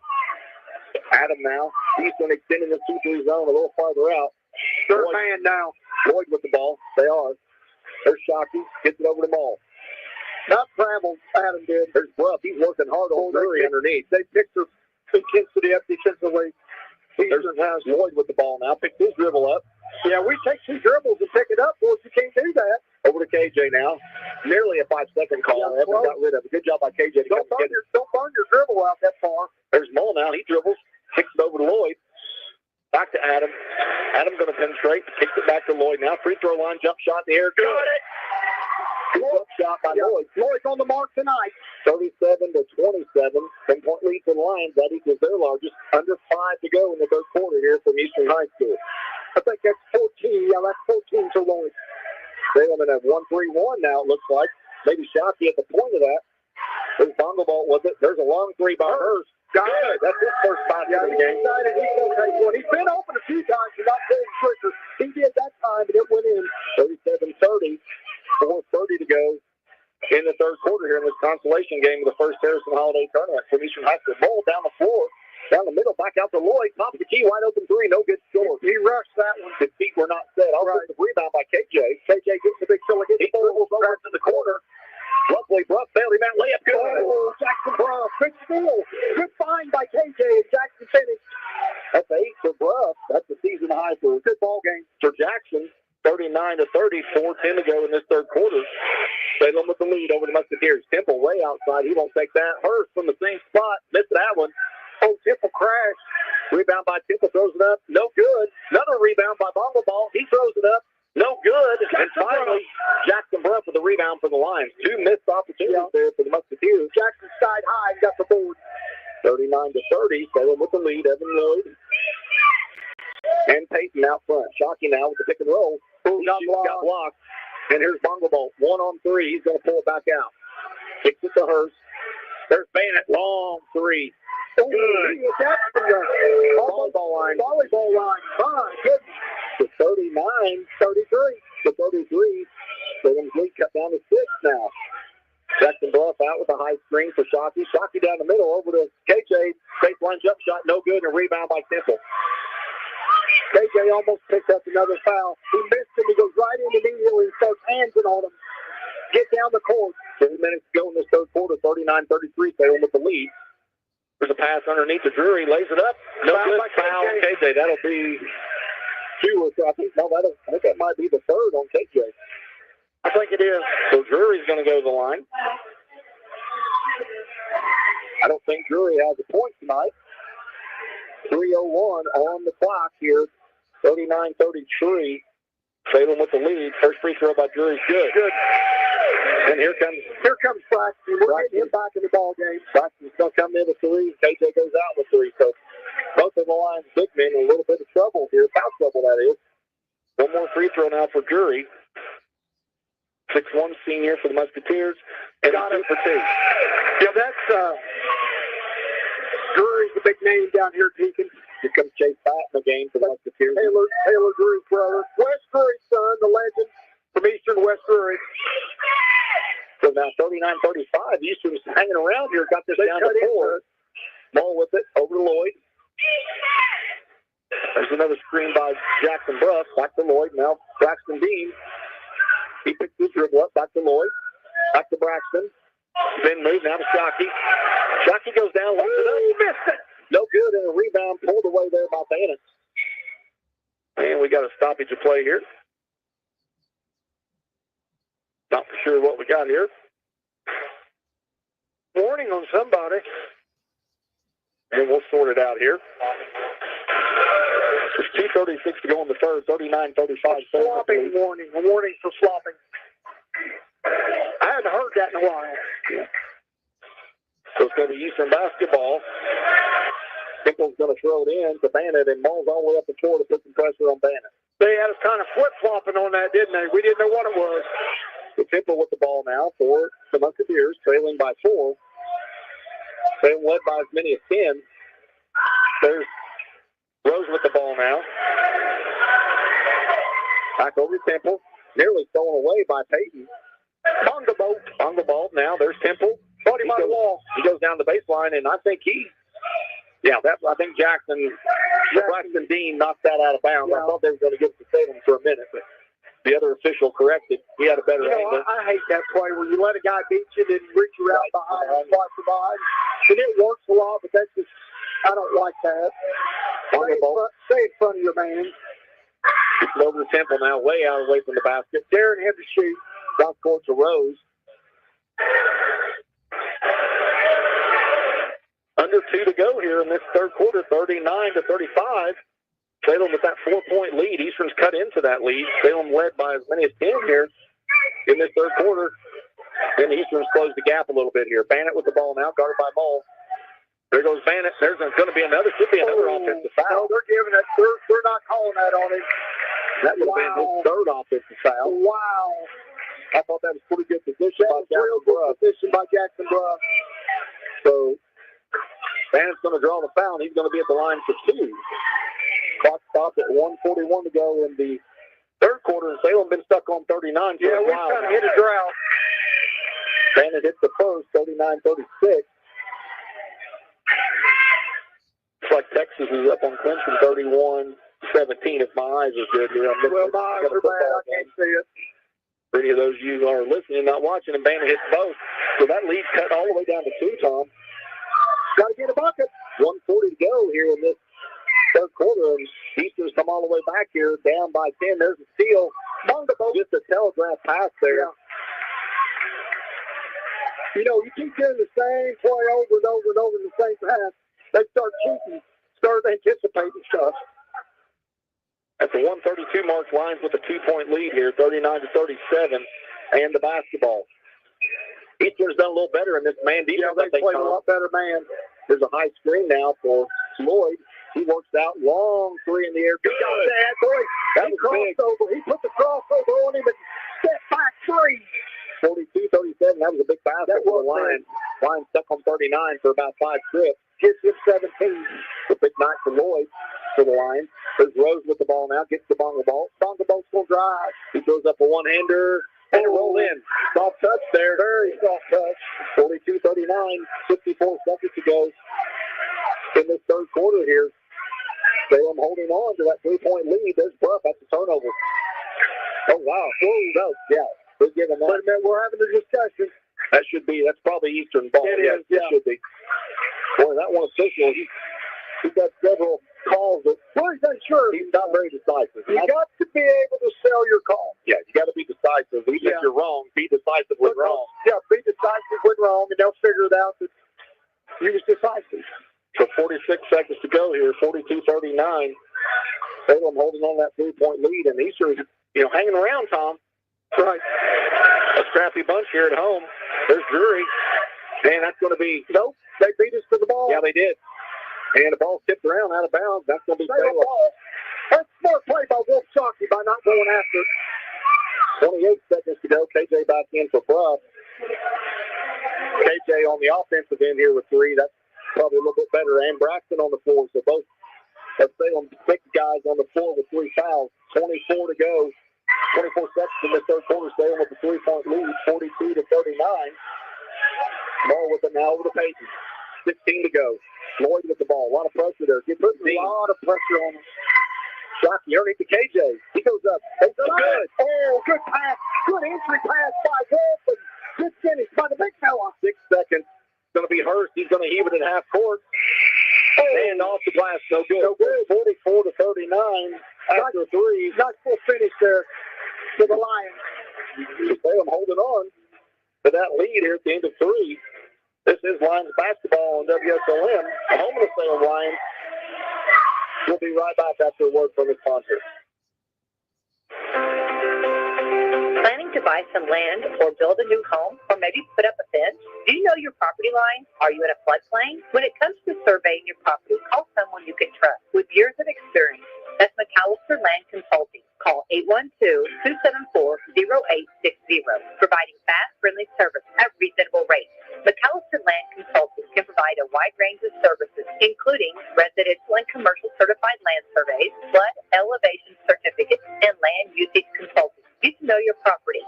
Call McAllister Land Consulting for a free quote today at 812-274-0860.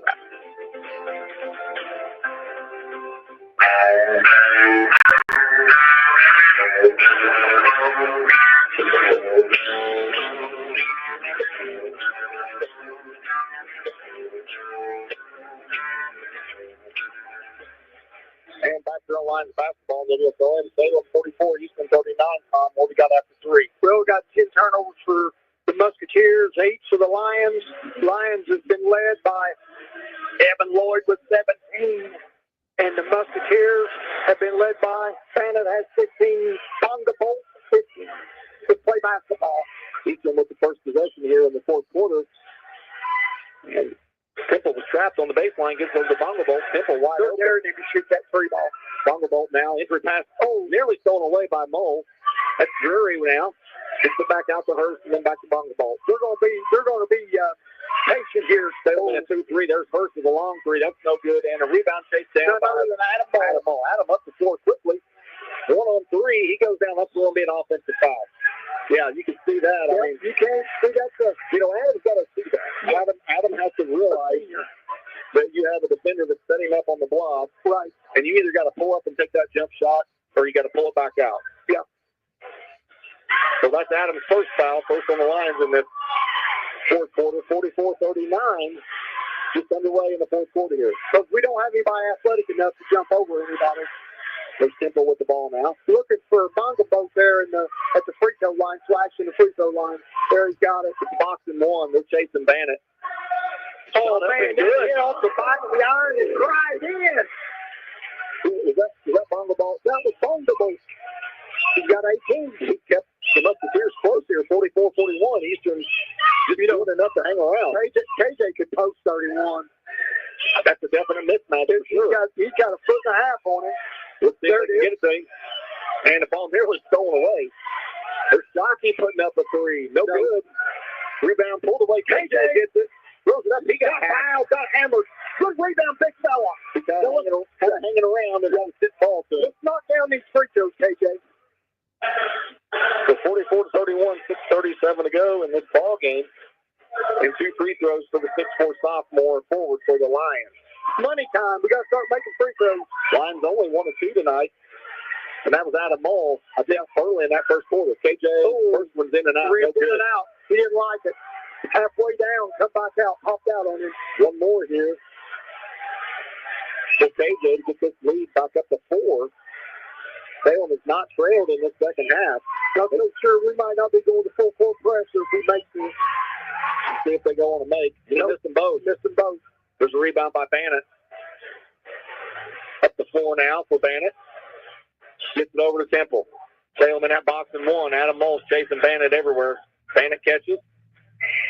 Long cross-court pass. There's Bonga Bolt now. Over to Temple.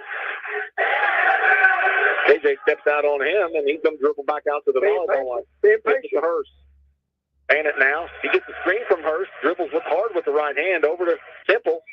Long cross-court pass. There's Hurst with the 3. No good. Rebound tipped around. Bongo on the floor. Going to be a jump ball. And Adam Mole's got a bloody nose again. Well, I will tell you something. The Wolf jockey did one of the best box outs there's ever going to see. He had his guy sealed. His guy went over top of him. And you can't say it was because he was a lot taller, but he had the box out. That should have been an over and back for a push in the back. 5:59 to go in this ballgame. Salem 44, Eastern 41, and we got a timeout called by Coach Nice for the Lions, and we'll take time in to hear from one of our sponsors. This is Lions basketball on WSLM. Got land? Want cash? Vital Farms is here to help. Become an egg farmer, and we'll set you up with our best-in-class support team. Teach you egg farming our way and compensate you fairly for the eggs you produce. Call 844-494-VITAL today to learn how you can transform tree-filled or underutilized land into cash flow for your family. Again, our number is 844-494-VITAL or apply online at vitalfarms.com/farmers.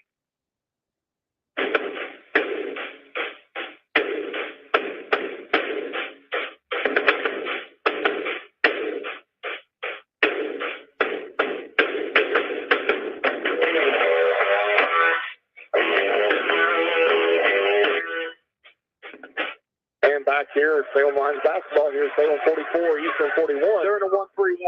Eastern going to change their defense up a little bit against the Lions, and they got Mole trapped. Adam throws it over to Lloyd. Evan now. He's trapped, kicks it over, nearly threw it away. Shockey retrieves it. There's Mole. Thought about three, kicks it over to Lloyd. Cross court to Shockey now. There's Mole. There's Lloyd. Baseline, 20-footer, short, no good. Rebound by Jury. They're going to get him for a nickel dimer. I think that was pretty questionable. That's nickel dimer. 5:53 to go, or 5:33 to go in this ballgame. 44-41. That's the second foul on the Lions, and the fourth on Casey. Right. He's going to take a seat. Here comes Jackson Bruff. Jackson Bruff. He's had a good game. Jackson has. You know, that's one of those deals where you get your hand caught in the cookie jar. I know it's tempting to reach in there and slap, but it's an easy call for the official. Salem in this box and one, and they got Mole chasing Bandit around. There's Temple with the ball now. There's Bongo Bolt right in the base, in the middle of the floor. Jump shot, no good. Rebound by Mole. Mole with another rebound. Shockey up to 4 for the Lions now. There's Dean, lobs underneath the Bruff. Jackson way too deep under, and the ball's taken away by Bongo Bolt. And we got, once again, officials conferring. Going to be a jump ball. 5:10 to go in this game. 44-41. We haven't scored in a while. Kind of a lull in this game right now. Yeah, really there's a lull. There's a different feeling. Not really for sure which team has the momentum. I'd like this pick up. 3/4 court. Yeah, I think Salem has an opportunity to play a little man here and put pressure on these Eastern guards, but they're staying back in this box and one. There's Hurst now. He's a little shy now. Bongo Bolt out to Temple. Once again, he has free reign to shoot a jump shot. There's a jump shot by Hurst. No good. Rebound by Dean for the Lions. That could have been one on Bongo Boat. 4:44 to go in the game, so on by 3. There's Dean with the ball now. They got Lloyd cross court if they want him wide open over there, and a turnover. Saves it back in off of Eastern. Yeah. Good hustle by number 31 for East Washington Drury. 4:33 to go in this game. Here comes Rose. So Rose is coming in for Hurst. And now you're going to have Rose and Drury handle the ball for the Musketeers. Salem 44, Eastern 41. Shockey inbounds it out to Braxton Dean right down the middle. One-handed runner, no good. Got his own rebound. Kicks it out to Shockey. Long three for no good. Side of the board, no good, and rebound by Bongo Ball. He gets it simple. Right. Neither team doing a lot on the offensive end in the last 2 or 4 trips, Tom. And Eastern doing just enough to hang around. And there's Bandit's going to try and do something. He goes in, I think he threw it away. It's tipped off a Salem player. Eastern going to retain possession. Neither team in foul trouble as far as team fouls, but just finding a hard time getting the ball to go in. KJ on the bench with 4. Braxton Dean on the floor with 3 for the Lions. Eastern going to inbound with Temple. There's it way out top to Rose now. Corner of the box and one. Still box and one, and we'll chase the bandit. There's Drury. Leans in, no call. Rebound there, picked up by Rose. He won't shoot. He's wide open. He won't shoot it all. There's Dimple. He's going to have an easy one. Throws it up, no good. Yeah, foul. I think that's on Jackson Brush. They couldn't tell if that was on Baxter or Jackson. I don't think that was really actually a bad foul, because he was getting ready to shoot a layup. That foul's on Brush. At this third. His third, 3:55. 44-41. Salem holding on to that 3-point lead. Dimple at the line, and he rolled the first one out. KJ's coming in with 4 for Brush. So one more here for Temple. Eastern 7 of 10 from the free throw line. Up to that miss. Second free throw is good. Good. 44-42. Eastern hanging around here on the Lions. We haven't scored in a while.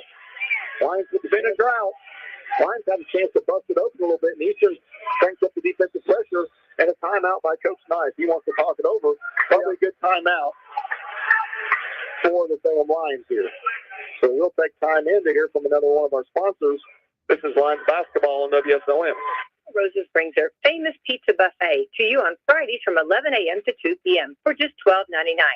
Choose from a wide variety of pizza, homemade soups, and a large salad bar with their favorite potato salad, slaw, and desserts.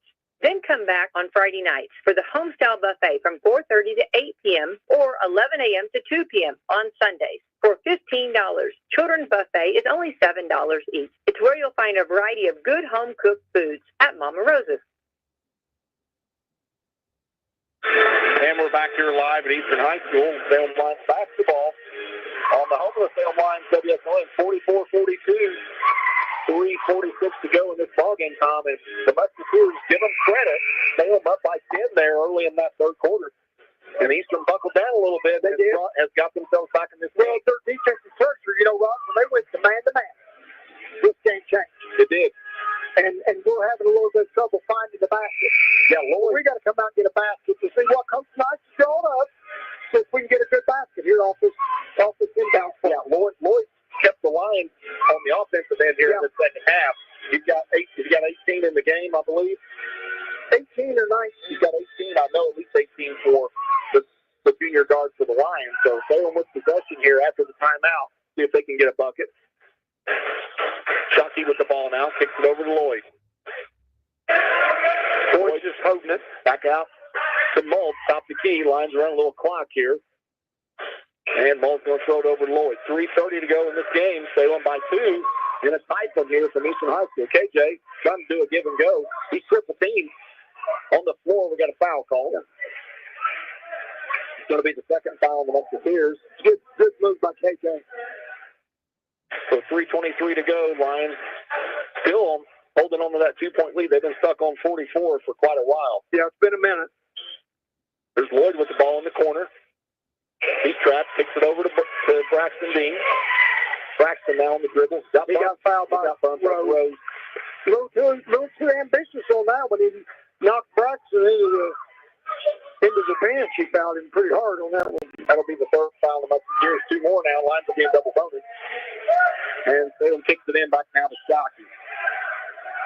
Shockey guarded by Rose. Kicks it over to Lloyd. Lloyd guarded by Bongo Ball. And there's Braxton Dean now, way away from the basket. Yeah, they definitely picked up the key. And the ball went right through Braxton Dean. Yeah, it was tipped by Temple. Perfect setup play, though. Yeah, Braxton couldn't reel it in there. And a chance for the Musketeers to tie or take the lead, Tom. Yeah. And they've not had the lead this entire second half. Salem took control midway through that second quarter and have led ever since that moment. But a chance for the Musketeers. There's Rose way outside. He won't shoot that ball. Puts his head down, layup good, and we're tied at 44. Yeah, he wanted the ball. So Eastern all the way back from the 10-point deficit to tie this game up at 2:40 to go in the game now. And Eastern definitely has the momentum, Tom, right now. You can feel it. Oh, yeah, no doubt. Jockey now to KJ. See if he can stop it. Baseline air ball, rebound by Bongo Ball. The Temple's going to bring it up now. There's Rose. Gets it to Temple. There's Bannett. They left him open for three. In and out. No good. Rebound by Bongo Ball. Goes up and one. No foul on the floor. They're going to call that on Eastern. They're going to call that on Temple. I think he must He pulled Braxton to the ground and cleared way for Bongable. So a break there for the Lions. That's a fourth foul on the Musketeers. As Shockey's going to bring it up for the Lions, tied at 44. 2 minutes to go in this game. It's crunch time. The team that executes and hits free throws down the stretch is going to win, Tom. Shockey now dribbles, throws it away. He got too deep under the basket. Threw it away to Bongable. Temple with the ball now. Up the road. 1:50 to go in this game. We're tied at 44. Boy, Bannett wanted to pull the trigger on that one. There's Rose, long three-pointer, no good, and a rebound. Guys! It's pulled away. Man, we had 2 guys fighting over the ball. The jockey's trapped in the backcourt now. Somebody needs to come and help, and finally Payton dribbles out of trouble. 1:37 to go in the game. It's tied at 44. Lloyd now. Hold the Lions. Eastern in man-to-man. I'd say we need to go down to the big fella. Morrow with the ball. Look for something inside. Over to Lloyd. Yeah, he's trying to advantage. Yeah, Drury's guarding him, and we're not looking down there. 1:20 to go in this game, and it's tied at 44. I wrote it down, Tom, at the 5:57 mark. It was 44 to 41. The Lions have been on 44 for almost 4 minutes. Shockey now going to throw it in. Throws it way out top to Maul. Good save by Maul. He retreats it, picks his dribble up, gets it to Lloyd. They're Shockey. They're not guarding him. He throws it up, and he got it. Yeah, they acted like they didn't care if he shot. He did. He made him pay for that one. Salem's first basket, nearly 4 minutes, and it's 46-44. The Lions have a 2-point lead. Under a minute to go in this game now. Salem's going to stop here. Who's the Musketeers going to look for? It's got to be Bongable or Bannett. There's Drury. They get it to Bongable. Spin move, dribbles right down, throws it up. That was too easy. That was way too easy. A timeout called by Coach Weatherford. That's a full timeout, and we'll take time in to hear from one of our sponsors. This is Lions Basketball on the Sports Authority, WSLM. At McDonald's Gymnasium for tonight's game. It's time to introduce the starting lineup. And the crowd is on their feet, and they're going wild. And here comes the new players. We've got the premium quarter pounders coming in tonight, alongside the chicken classic sandwiches. Playing forward tonight, we have got one-of-a-kind Nick Rapp. Guarding in hunger, it looks like we've got McDouble and McChicken coming in. And starting in the center court tonight will be Big Mac. Look on the sideline, folks. We have Chicken McNuggets cheering tonight alongside those golden delicious fries. Hot and always ready. You score points every time you bring the family into Salem McDonald's, right here on Main Street, before or after the game. Don't forget to top off your favorite meal with a cold soft drink, that famous Mickey D sweet tea, or something from their full line of smoothies and McCafe coffee drinks. Order inside from 4 a.m. to 11, or get that one-of-a-kind taste 24 hours at the drive-thru. McDonald's, I'm loving it.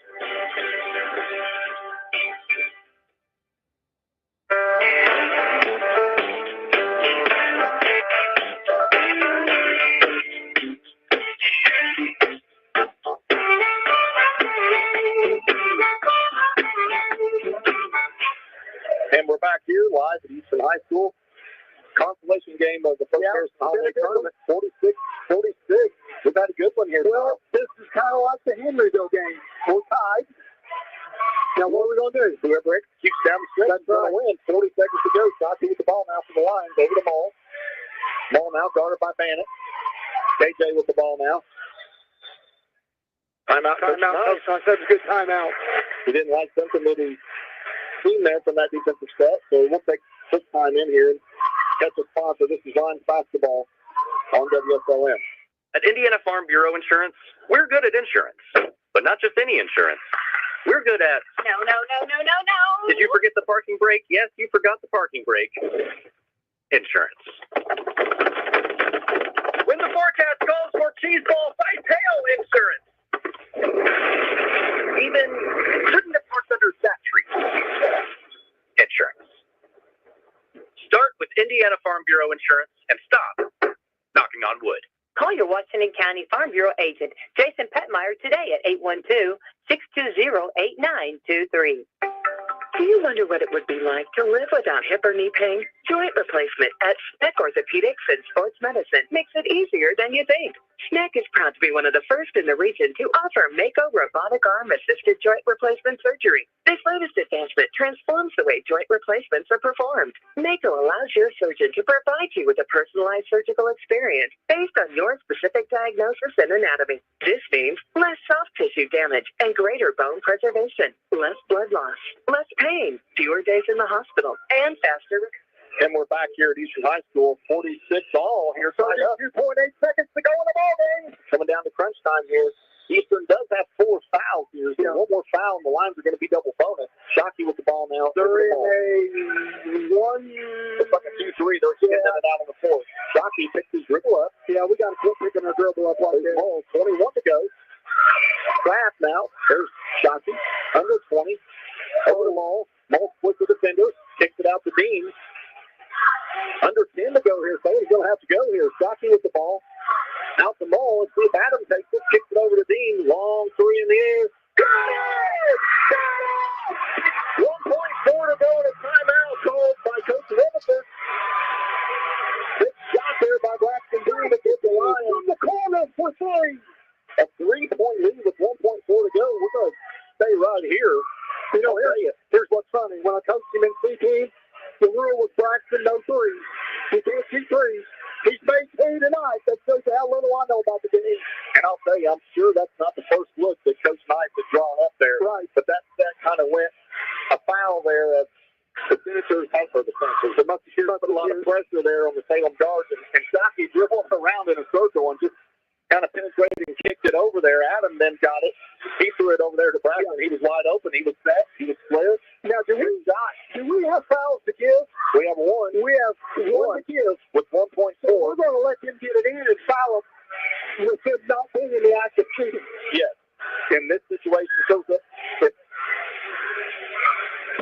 there's a little more time on the clock, there's a couple of ways you can approach it. Right. A lot of teams up 3 will foul in the double bonus. Because you know that, well, that's a good point. It is. That happens, but it depends on the amount of time. They put seconds back on at 2.6. Well, I don't know about that, putting that much back on, but that does change the scenario. It does. I think Salem picks up full court right here. I think they're going to have a foul to give. Full court. You got a foul to give. And if they foul in the backcourt, the ball's going to remain back here when it's thrown in, which is So I expect full court pressure here. Kind of a zone look, probably, and that's exactly what the lines are going to do. Let him get into a corner and then trap and then foul. Let one guy that you know is not going to beat you catch the ball, and that's what they're going to do. Looks like they're going to let Drury get it here if they can get it to Drury. Nobody guards Drury. They're running deep. There's Bannett. Throws it up at the buzzer. No good. No call, and that's the way it's going to end. 49-46. The Lions get the victory. Salem pulls that one out. Hold on just a second. We're calling this game over. I guess we are. Yeah, they're leaving the game. Running into the locker room. Yeah. That was a borderline foul there at the end. But Eastern had a good design there. They threw a touchdown pass down to Bannett. And maybe the strategy there might have been maybe the foul before the ball gets in. I don't know. Either way, it worked out good for the Lions. They eke out a victory here, a much-needed victory. After losing last night to the Senators. Fantastic ball game, Rod. So the Lions are going to capture 3rd place here in this first Harrison Holiday tournament with a big victory. So we're going to be right back here for the post-game report. This is Lions basketball on WSLM. Stay tuned for the Papa John's post-game report.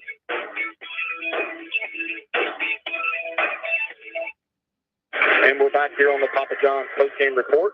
Salem 49, Eastern 46, and a barn burner here. Oh, it was a barn burner in a game that the Lions controlled in the second and third quarter time, and then Eastern just hung around just enough to stay close. Got to give the Musketeers a little credit. They didn't give up. They got that game back to tie. But Salem holds on there. Big job by Braxton Dean to win. So stay on. We'll give Coach Nice the headset. And it looks like Coach Nice is going to join us here. Okay, Coach. Hey, it's nice to win a close one sometimes. Yeah, for sure. Absolutely. Yeah. Struggled to score there in the fourth. Just having foul trouble. And, but, yeah, no, good win there. That's a tough one. It was basically a road game, but we stepped up and we hit some big shots there when we needed to. Caleb Ball played out of his mind, and Cody Bennett was on fire. You know, we said don't lose him, and we did lose him a little bit, but those guys were 3-year varsity starters. I think Bennett for 4 years, and they stepped up and made shots. I think our kids hung in there. Like, I didn't really see them waver too much, which was good. I thought from the response from last night was pretty good with our effort, and sometimes, you know, we felt like we had a really good shot to come in here and win it this year, and when you don't get that opportunity, sometimes it's tough to show up at 6 p.m., but I thought we did. I thought we showed up and we played and we hung in there. So hats off to Coach Weatherford and those guys that they played their tails off. And I thought I'm glad we won. Yeah, I wrote down at the 5:57 mark, Salem 44, Easton 41, and you guys went almost 4 minutes without a point. I know that's a stretch where, and you know, but I think that's a testament to your guys that you've matured some. You've showed some maturity on the floor because you withstood the run that the Musketeers had, and you knew it was coming. Right? And you guys did what you had to do there to win the ballgame. That's what good teams do. And, you know, like, when we played 2 games of ugly basketball after about averaging 70 points our prior 2 games, we came in and got thrown the score here. But you take them how you can get them. You know what I mean? You take them how you can get them. And our kids found a way to win. We found a way to win, and that's what it's all about. You know?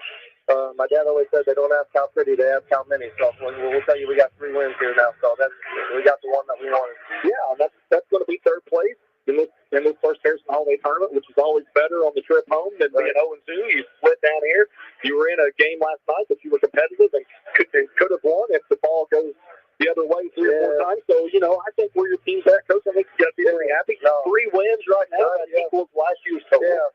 And we got more than half the season left. Yeah, you know, you got 3 wins, and we got a couple, about 3 of them, I tell you, about slipped away, or about 4 of them, I tell you, about slipped away from us, it feels like. So, we continue to get better each and every day. Like, I'm proud of our guys. This holiday tourney, like, everyone's always jacked up. And like I said, both games last night weren't real high scoring either. So, but yeah, like I said, our kids keep maturing, that they keep doing the right things. Our process is good. Last night, the ball just didn't go in for us. Like I said, the ball, I thought our defense was superb. Last time we held Russell to 4 points and Colton Brown to 2. Those are their 2 best players. And you hold West Washington to 39 points. Most games you're going to win if you hold them to 39. Russell Brown only scored 6. Yeah. That's been for Tristan Brown. I mean, he was the difference maker for them. Yeah. He played 12 minutes and had 11 points, and they were all timely. So, like I said, the ball didn't bounce our way last night, but I'm glad we came back and got us one here. Heading into that Forest Park tournament, it's good to go in with a little momentum now, and it shows that we can win in a variety of ways, right? I thought Mitchell was kind of back and forth there. We pulled away. New Wash, we got him from the jump, and these guys, we came out, we traded baskets, and we didn't waver. I thought we stayed pretty calm and pretty competitive for the most part. So what do you know, Coach, about the 3 teams over at the Forest Park tournament? Obviously, besides Forest Park, we know they have a really good basketball player. But what do you know about Winchester and who's the other team? North Knott. So they're both pretty big. I've watched a little bit of film on Winchester. I think they like to pound it down low, and they run some pretty good motion. Like I said, I think they're about 500 right now. They've got about a similar record to us. Same thing with North Knott. That's what the 23rd is going to be for. A lot of film and making some adjustments. Like the Forest Park's always really good. But if we're going to get to where we want to be, which is out of our sectional, all 3 of those teams are going to be types of teams that we're going to play. Especially being in a 2A sectional now, they're all going to play a very similar style of ball that we're going to see. So that's why we're going there on the 28th, and the guys are going to get some much-deserved rest here. They work hard in the classroom, work hard in the court, and then they're going to get back at it on the 26th. So that's the top of our guys. I'm looking forward to getting somewhere different, seeing some new blood out there, and seeing what we can do. Okay, Coach. Congratulations on a big win tonight. 3-4 on the season. Wish you and your family a Merry Christmas. We'll see you next Saturday down at Ferdinand. Congratulations. Merry Christmas. That's Salem head coach Jalen Nice joining us here on the Papa John's post-game report here from Eastern High School. Salem 49-46, the 3-point winner over the Musketeers here in the consolation game of the first Harrison Holiday tournament. So we're going to take a quick time out. We'll hear from our post-game sponsor, Papa John's post-game report. This is Lions Basketball on WSLM. The Shakaroni is back. Get the extra cheesy, extra pepperoni pizza with extra large slices only from Papa John's. A pizza so big, you're going to have to share it. We're talking 8 boldy, foldy, shacky, stacky slices. It all starts with Papa John's fresh, never frozen original dough, hand stretched into an extra large pizza. Then it's topped with extra cheese and extra pepperoni for that ooey, gooey, peppy, pleasy taste. Order one online today or with your Papa John's app or call the Salem location at 812-883-3369. Each Shakaroni pizza is $12.99. Remember, better ingredients, better pizza, Papa John's. Better get you some Papa John's today by calling Reese at the Salem store at 812-883-3369. And we're back here on the Papa John's postgame report. Salem squeaked out a 3-point victory in the consolation game against Houston Musketeers, 49-36. Let's look at scoring real quick for the Musketeers. They were led tonight by Bongaball. He had 21. Bannon had 16. Temple had 4. Drury had 2. And Gavin Hurst had 3 for the Musketeers. Salem tonight led by Evan Lloyd. Evan throwing in a team-high 17. Braxton Dean had 14, and he hit the game-winning shot. Jackson Bruff had 8. Adam Mull had 4. KJ had 4, and Peyton Shockey had 2. Lions had a big 2. Yeah, that's a big 2. You know what? Lions shoot 53% from the field. Musketeers shoot 45. Salem wins the battle of the boards 24-16. The one statistic that I think needs to be a little concern for the Lions is free throw shooting. Salem 25% tonight from the line, and the Musketeers shoot 66%. Turnovers, Salem 12, Eastern 10. So both teams doing a pretty good job of taking care of the basketball, and the Lions come away with a 3-point win. If you look at the stat sheet, pretty evenly matched game from the numbers standpoint, and a 3-point victory for the Lions. Love it to get third place here, and that's much better going home 1-1 than 0-2. Well, you know, here's the thing. We only won 3 games last year. Yeah, and Coach Knight talked about that. So. We've got 3 wins already, and, hey, that's a good upturn for the program. And I think that I got to tell this again. I coached the C team a few years back, and Braxton Dean was a freshman. And I told him, I said, Braxton, I said, you can't have you shooting 3, son. We got to have you in the post. Got to have you working 10 feet in. And he just begged and begged to shoot 3. And we said, no, we don't want you to shoot. And tonight he made 2. I just couldn't get that right. I want to say something to Braxton about it. And the biggest shot of the night was that baseline 3 over there. That ended up being the game winner. Yeah, Salem gets out of here. The third-place victory over a Musketeer team that's pretty scrappy, and on the Musketeers' home court, so that has to be promising. Got to like some of the things that you see from the Lions, and I like the maturity of being in a tight game and actually pulling one out. So that's a good sign for the Salem Lions. So we're going to take one more time out. We'll be right back to the WSLM player of the game, and we'll close it out here from Eastern High School. This is Lions basketball on WSLM. The Shakaroni is back. Get the extra cheesy, extra pepperoni pizza with extra large slices only from Papa John's. A pizza so big, you're going to have to share it. We're talking 8 boldy, foldy, shacky, stacky slices. It all starts with Papa John's fresh, never frozen original dough, hand stretched into an extra large pizza. Then it's topped with extra cheese and extra pepperoni for that ooey, gooey, peppy, pleasy taste. Order one online today or with your Papa John's app or call the Salem location at 812-883-3369. Each Shakaroni pizza is $12.99. Remember, better ingredients, better pizza, Papa John's. Better get you some Papa John's today by calling Reese at the Salem store at 812-883-3369. And we're back here on the Papa John's postgame report. Salem 49, Houston 46. Big win for the Lions heading into the Christmas break. Tom, going to get a few days off here and then back in action next Saturday over at Ferdinand, Indiana at the Forest Park Invitational Tournament. Lions take on Winchester at noon. That'll be a noon tip-off. Tune in at about 11:30, 11:35 for the John Jones pregame show here. So, tonight the WSLM player of the game is none other than the guy that checks all the boxes, Braxton Dean. Braxton Dean with a game-winning 3-pointer. Look at Braxton's stat line tonight, 14 points, 5 rebounds, 2 assists. He played 27 minutes, and he was 6 of 9 from the field, Tom. So last night there was a lid on the basket for Braxton. Tonight he comes back out, shows some maturity, shows some poise there, shows some leadership, and hits the biggest shot so far of this season, maybe of Braxton's career, I don't know. But a game-winning shot in the first Harrison Holiday tournament has to be a pretty big moment. So, big moment. Nice job for the young Lions there to get their third victory of the season. Anything you want to close on, Tom? I just close on everybody. Have a Merry Christmas. Enjoy God's blessings, your family time. And, we play next Saturday. It's going to be a better road trip with a 3-win season going on, and maybe we can extend that, get a winning streak going again. I think the Lions played well tonight. But I think we reacted and responded well from last night's game. Shot it a lot better. Yeah, we want to thank all of our sponsors for making this possible. Make sure you say thanks, though. If you see them, try to give them some business as they make it possible for us to bring these games for you. So, want to wish everybody a Merry Christmas. Have a safe Christmas. Yeah, God bless. Great time with your family and friends.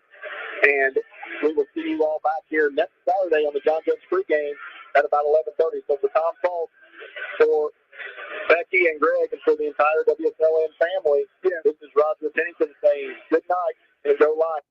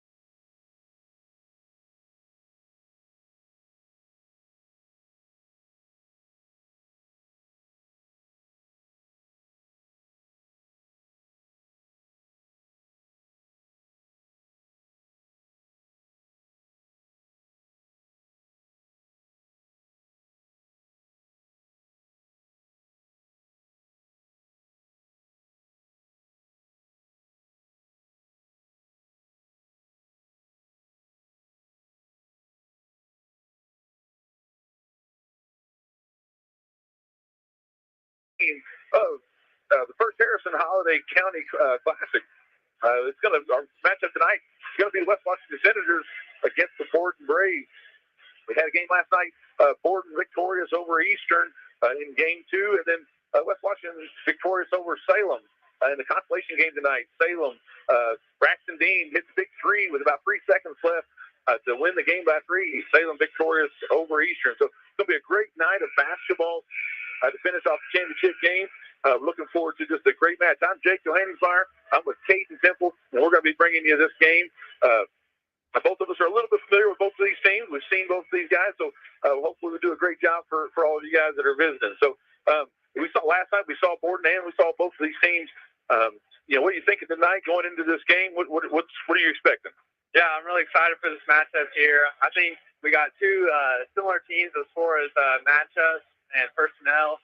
I'm excited to see what Doc has to do to guard Holden Russell. Holden Russell, playmaker for the West Washington Senators. He'll be a good scorer and facilitator. And as far as Dub Coach Aston Minton, I look forward to see how they'll stop Judd Missy and the freshman Gavin Jones. Yeah, last night definitely. I feel like Jones and Smith there in that fourth quarter kind of just took over for Borden and was able to pull one out against the Musketeers. And again, I couldn't say enough about Holden Russell for West Washington. He's just a playmaker. He's just a hustle. He just gets after kind of no matter what he's doing. So again, it should be a really good matchup. Be interested to see how Borden's pressure, how West Washington is able to handle that. So you got Borden coming in at 3-3 after the win last night. West Washington coming in at 4-1. So both teams having a little bit of success early. So we'll see what's going to happen right here. We've got about a minute left. We're going to go to a real quick commercial break, and then we'll get back with the starting lineups for tonight's contest.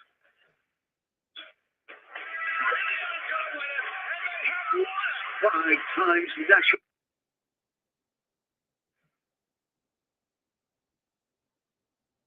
Got land? Want cash? More than X's and O's. Playing high school football has taught me respect for my coaches and teammates, our opponents, and the officials.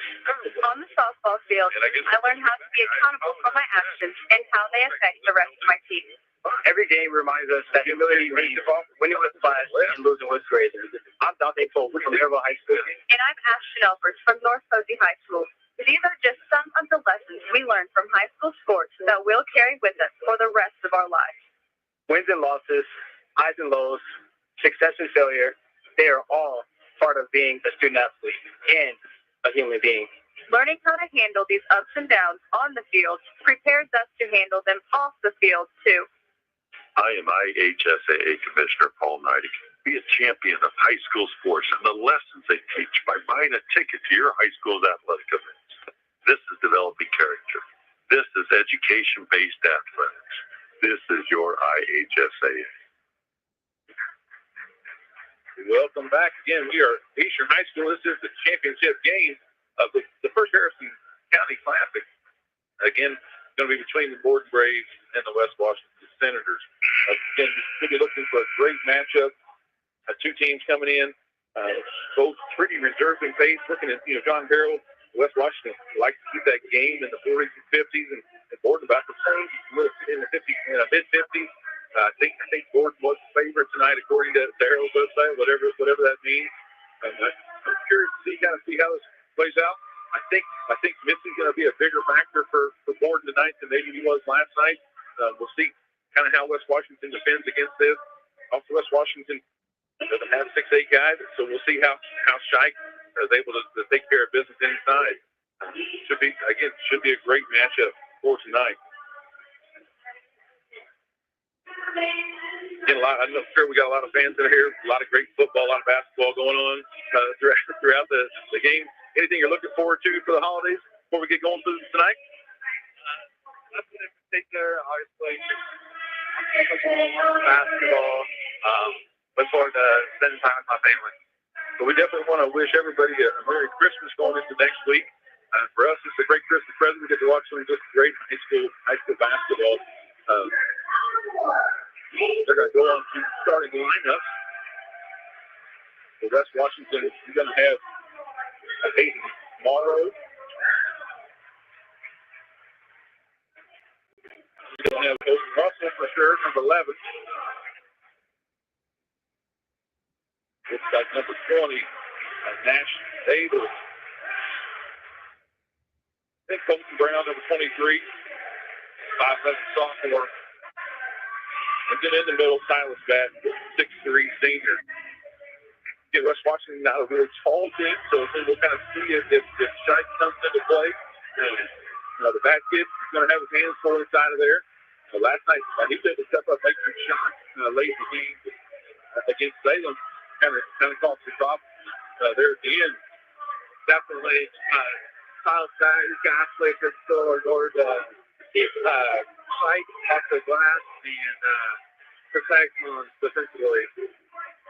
For Gordon, they're going to go with number 11, Judd Misty, number 21, Parker Rarick, number 31, Garrett Smith, 33, Wyatt Jones, and then the big fellow in the middle, Gavin Shike. I don't believe they started Garrett Smith last night, but he had a great second half against Eastern. I expect him to make some big plays in the championship game. Yes, I don't think he started last night. He was kind of a real quiet first half, and then in that end of that third, really throughout that fourth quarter, it was really Jones and Smith just kind of taking care of business. Yeah. So we'll see. I imagine Gordon's going to try to put some pressure. They didn't press as much as I thought last night. And then that second half, they really kind of started to extend against Eastern. So I imagine they're going to come out and be ready to go. Shike's going to get the tip. And it's going to be out to Missy. Missy brings it up. West Washington looks like it's man-to-man.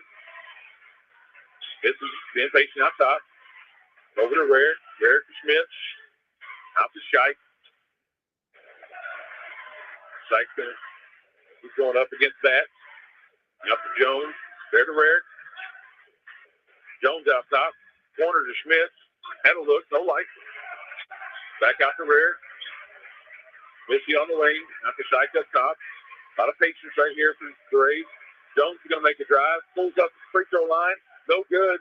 Rebound West Washington. Russell's going to extend. He's going to go slick. He kicks it out. Nash was no good for three. Good play by Old Russell, attacking the glass, kicking it over. Good luck. Gordon's going to push up a little bit. Schmidt. Shike up top. Shike's going to make a move. He's going to go all the way to the basket. And I think they're going to get him. We're trying to definitely think that was the right call. Yeah, right call there. I think he just kind of put his head down and go. He can get through there. Definitely. Gordon extending, kind of a soft pressure here. Not trapping. West Washington able to get through it pretty easily. Bad out to Davis.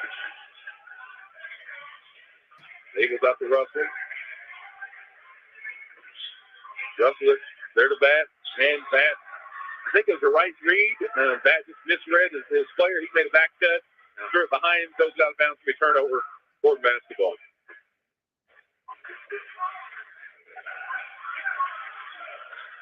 This is going to bring it up. West Washington not being super aggressive on the ball right now. Just kind of staying back, staying in front. Jones going to make a drive. Kicks it out to Rarick. Rarick to Schmidt. Schmidt over to Missy. Schmidt's going to make a drive. There to Jones. Jones going to get into the lane. There to Shike. Rarick from the corner for three. No good. I think he gets a piece of that. Rarick's going to get his own rebound. I think that's blocked there by Ava. It's going to come out. West Washington is going to on the run. That's Colton Brown for three. No good. Rebound Smith. Not a bad shot by Colton Brown. I know he can knock those in. Smith thought about three. No good. Decided not to. Distance. Out top. Still 0-0. 5:39 to play. Couple looks and both teams fairly patient. Jones out to Missy. Missy wants to reset something. Looks like it's just kind of a clear out 1-4. Missy's going to get to the rim. Good defense there. Offensive rebound there by Jones. And Jones going to put that right back in and get a foul. That's going to be a chance for three-point play. Yeah, Jones put himself in a good position right there by the basket on the short distance by Judd. They had a little tough in contact and put it in. I think that foul there was on Morrow. Morrow played Missy really well. Yeah. Misses. Nobody blocks out that weak side. He's going to get an easy chance for a 3-point play. Jones shot up and good. Gordon up 3-0, 5:14 to play in the first quarter. West Washington has some good looks here on offense. Maybe they can get a little bit more pacing, grind one out here. Gordon kind of in soft pressure.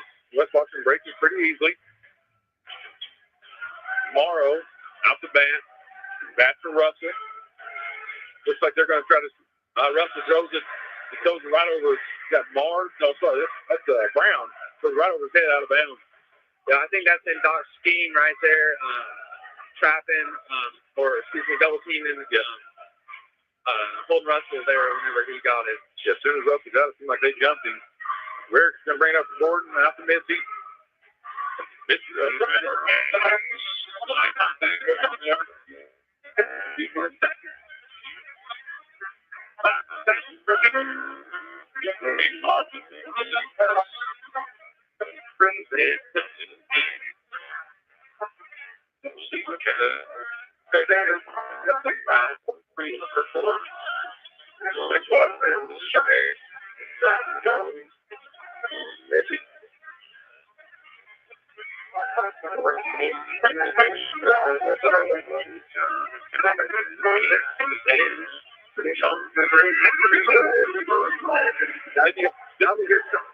like a set player, and he just kind of left him open. They're playing 6-8 feet off, and he just says, "Hey, I'm gonna take this one." Gordon in there, press. It's gonna be Zink for 3, no good. Not sure if that's really his shot there. Pulling up on the transition 3. Jones into Shike. Back to Jones in the corner. Jones going to knock down another one. That's going to be a second 3.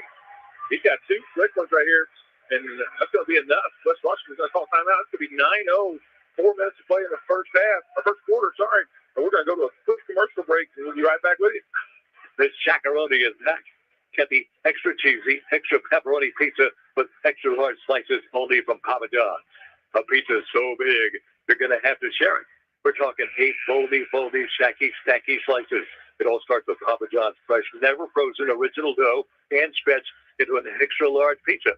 Then it's topped with extra cheese and extra pepperoni for that ooey gooey, peppy, pleasy taste. Order one today online or with your Papa John's app or call the Salem location at 812-883-3369. Each Chacaroni pizza is $12.99. Remember, better ingredients, better pizza, Papa John's. Better get you some Papa John's today by calling Reese at the Salem store at 812-883-3369. And we're back. West Washington to inbound the ball. Gets it into Russell. West Washington's coach saying, "Hey, we got to slow down. We got to take some good shots." Little rush that last couple sequences, a couple silly turnovers. All of a sudden they're down 9-0. West Washington being patient, backed up there to Russell. Russell's gonna get the rim. I think Shike got the piece of that. Gordon runs the other way. Up to Missy. I think that's gonna be over and back. I couldn't tell if he got a piece of that. Yeah, I think Judd was just a little bit rushed on that pass. To be over back, going to be West Washington basketball. Brown to inbound. Brown's going to get into Zink. Zink back to Brown. Brown to Bat in the corner. Bat not really looking to shoot. There to Zink. Zink's going to make a drive. Beats Russell on the back cut. Back to Zink. Nice drive there. Nice drive. No good. Offensive rebound. Ouch.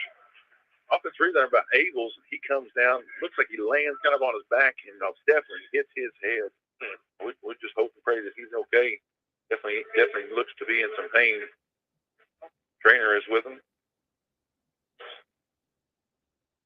For West Washington offensively, Borden's really been putting a lot of pressure on them. I think West Washington probably isn't used to this type of pressure, and something they're going to have to adjust with throughout this game.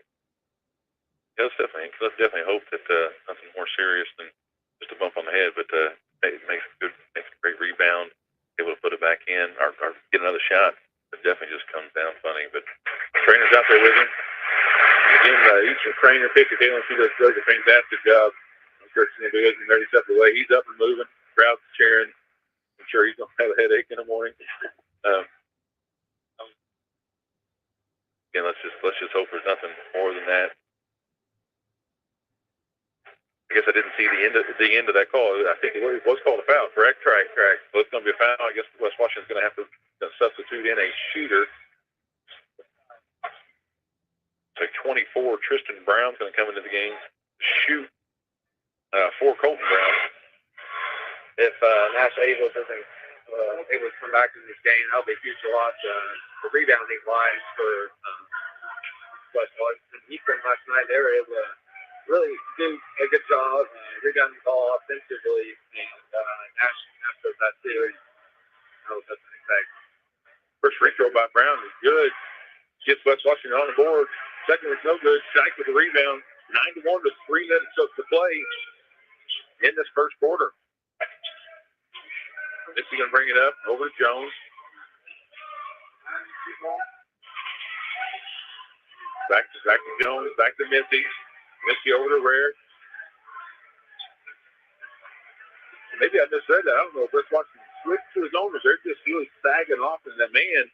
But definitely looked like they switched to a 2-3 zone there. Centers bring it up. It's going to be out the bat for 3. No good. Nice offensive rebound there by Zing. Zing gets it out. There to Brown. Brown's going to lay it in for 2. 6 foot. West Washington looking to extend a little bit. A little 6-2-1. See if they can't speed up some tempo here. Misty over to Rare. Back to Misty. They get it across the timeline. It definitely looks like West Washington kind of settled into a 2-3.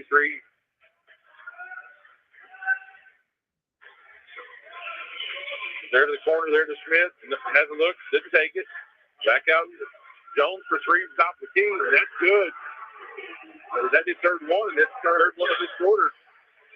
I like the 2 3s for Dub, but they're going to have to stay attached to Jones if they stay in. Colton Brown. Over to Zing, back to Brown. Brown to Tristan Brown. Batt's going to come out. He's got it. You tell us just trying to get it to Russell, but Jones is just all over. Batt's going to make a drive. No good. Offensive rebound by Tristan Brown. He's going to put it up. No good. He's going to get another offensive rebound. He's going to put it up. Third time to charge. Just Washington's on the board again. 12 to 5. Board ahead right now with 1:18 to play. 2 offensive rebounds there right there. Against probably a slightly larger Gordon team. So West Washington working to get to the glass. Gordon being patient. Missy over to Rarick. Back to Missy. Kind of pass the ball around top of the key. Jones. There's Smith. Smith out to Shike. Shike's going to go for 3.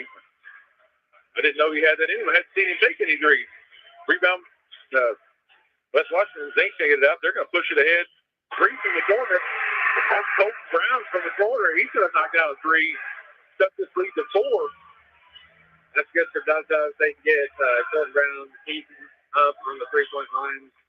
30 seconds to play. Gordon basketball. Looks like the center switched back to man here for this last possession, last couple possessions. Schmidt on the drive. Missy for 3. He's going to knock one down. West Washington, 15 seconds to play. Down 15 to 8. That's going to be Tristan Brown trying to get in the lane. Rare gets a piece of that. 5 seconds to play. Smith. There to Jones. Jones is going to fire again. No good. At the end of the first quarter, Gordon over West Washington, 15 to 8. The championship game of the first Harrison County tournament. We were going to cut to commercial. We'll be right back. It's more high school basketball. Well, here's McDonald's Gymnasium for tonight's game. It's time to introduce the starting lineup. And the crowd is on their feet, and they're going wild. And here comes the new players. We've got the premium quarter pounders coming in tonight, alongside the chicken classic sandwiches. Playing forward tonight, we have got one-of-a-kind Nick Raff. Starting in hunger, it looks like we've got McDouble and McChicken coming in. And starting in the center court tonight will be Big Matt. Look on the sidelines, folks. We got Chicken McNuggets cheering tonight alongside those golden noodles described. I can always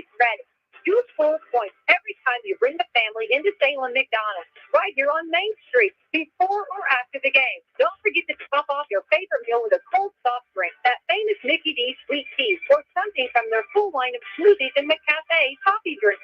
Order inside from 4 a.m. till 11, or get that one-of-a-kind taste 24 hours at the drive-thru. McDonald's, I'm loving it.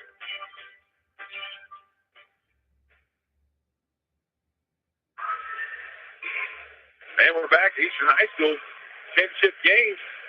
Going in the second quarter, 14-15 to 8. I heard just a little bit of Coach Nash saying we got to rebound the basketball. And again, I think West Washington got 3 or 4 offensive rebounds there in that first quarter. And I think half their points coming from the offensive glass. Definitely, that's something they started with last night, and like you said, that's half of West Washington's points. Centers passed around the top key. There's bad to Russell. Back to Russell. Russell is over to Brown. Brown gets one up. Another offensive rebound. That looks like was Xander Keith able to knock it away. I think Xander Keith able to knock that one out of bounds. So we centered our basketball there in the corner. Again, just another offensive rebound that weren't able to convert, but Russell over to Brown. Back to Russell. Is this a 2-3 or 1-3-1? Looks like 1-3-1. That's going to be Zink on the drive.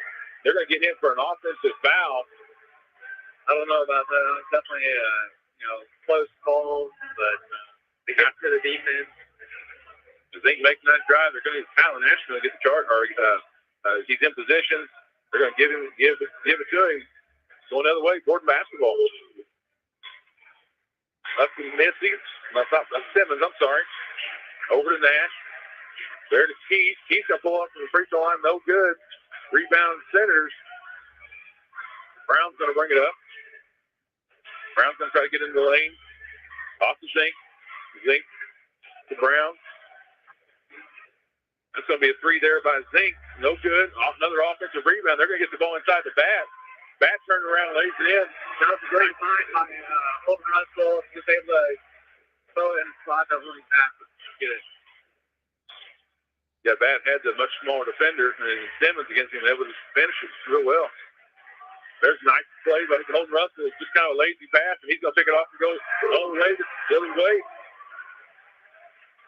Yeah, I think that Xander Keith just kind of a lazy pass there, and Russ takes the other way. 15-12. Still in favor of Gordon. But few costly possessions right here. Going to be Jones on the drive. He's going to get all the way to the rim. That's good. That's a good thing. I think Jones and definitely Missy are able to do that all night. And defender stay. Russell's going to bring it up. Over to Zink. Back to Russell. Over to Brown. There gets the ball in the middle of the bat. Bat throws it right to Garrett Jones for the Braves. Don't know exactly what he saw there. It was right to Gordon. Rare. Back up to Jones. Wing to Simmons. And Simmons just goes with it again right away. It's 2 plays in a row. He's just going right to those names. Bad pass. Brown brings the ball up. Gets it to Russell. Russell's going to try to get in the lane. Corner to Brown for 3. He's going to knock it down. Cut this to 2-point game. 5:20 to play, 17-15 in favor of the Braves. West Washington showing a little life in this second quarter. If they can get some good shots, got a couple turnovers, then it puts this game right back in play. Gordon over to Simmons on the wing. Out to Jones. Jones over to Rarick. Rarick thought about it. There to Nash. Nash over to Keith. Keith's going to make a drive. Got bumped, just kind of threw it up there. It's like an offensive rebound there by Kyla Nash. I don't think he was trying to score there. I think he just got kind of knocked down. Yeah, Nash got knocked to the ground. They're going to call that against the Senators. I think it's Tristan Brown. Just his first. Should be board basketball underneath. They're going to get Schmidt and Scheich back into the game and Missy back into the game for the Braves. Full cross set out of bounds. Gets the ball into Scheich on the wing. Out to Keith. Keith over to Missy. Back out to Missy. Missy over to Keith. Mitzi going to drive. He's going to try to get to the rim. Over the paint. Nice backdoor cut. Smith finds Will Bandit on the backdoor cut. Nice pump fake. Centers just jumped right over top of him, and he's going to be able to put that in. Got an M1 play. Will Bandit's going to go to the line for a conventional three-point play. That foul's going to be on Colton Brown, his first.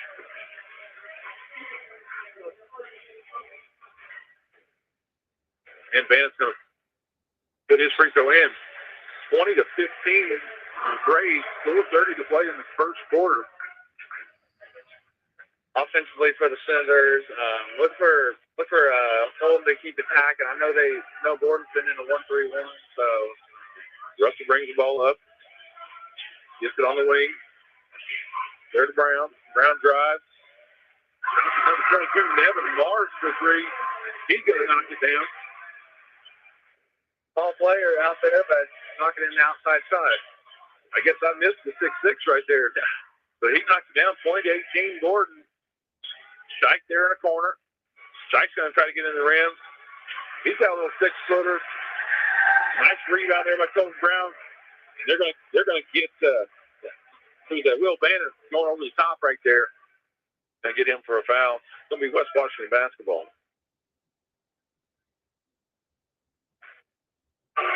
Centers get it into Russell. See, they're kind of going to trap. They just want to get it out of Russell's hands, it looks like. Looks like Gordon back into their man-to-man. They look like they're just kind of face guarding Russell. They're kind of playing everybody else kind of straight up. They're trying to put extra pressure. They go to trap Russell. Russell gets the ball in the corner. Nice pass there to Brown. Yeah, that was a good find by Navarro. Lots of work play for up top, and I think they end up in a triple team, leaving the guy wide open in the basket. And this game is tied in the first quarter. Missing for a long three. No good. Russell with the rebound. Looking to push tempo just a little bit. He finds good interior passing right there. Nice little pass to Hayden Morrow. Morrow finds Brown. They're going to get Gordon for foul number 43. Looks like Colton Thompson. Great interior passing there by the Senators. That's going to send Tristan Brown to the line for two. Their first chance to lead this game. First one up, no good. 20-20, 3:14 to play. In second quarter, it's a whole different game. Again, some of Gordon's gambling defensively has really opened up some opportunities, and you got to give Senators credit. They're finding the open man. Got a three there in the corner. He had a couple inside the lane. Just again being unselfish there. Second free throw is good. West Washington takes their first lead of the game. 3:14 to play. 21-20 in favor of the Senators. Jones bringing it up. Guarded by Russell. Jones going to get into the lane. Out to Schmidt. Schmidt's going to get into the lane. A lot of contact by both players there, I think. He goes up. I don't know what he was looking to shoot there, but I think they're going to give it to him. Looks like that foul's going to be on number 10, Jackson Wiseman.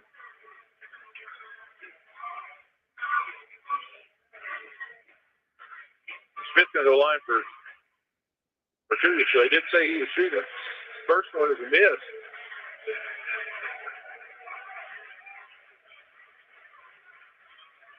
.302 to play. Senators on top, 21-20.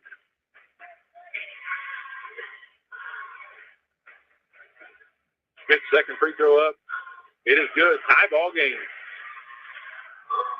Senators get it into Russell. Russell over to Zink. Being patient. Looks like Gordon went back to that 1-3-1. Russell up top. There to Bass. Bass skips all the way to Zink.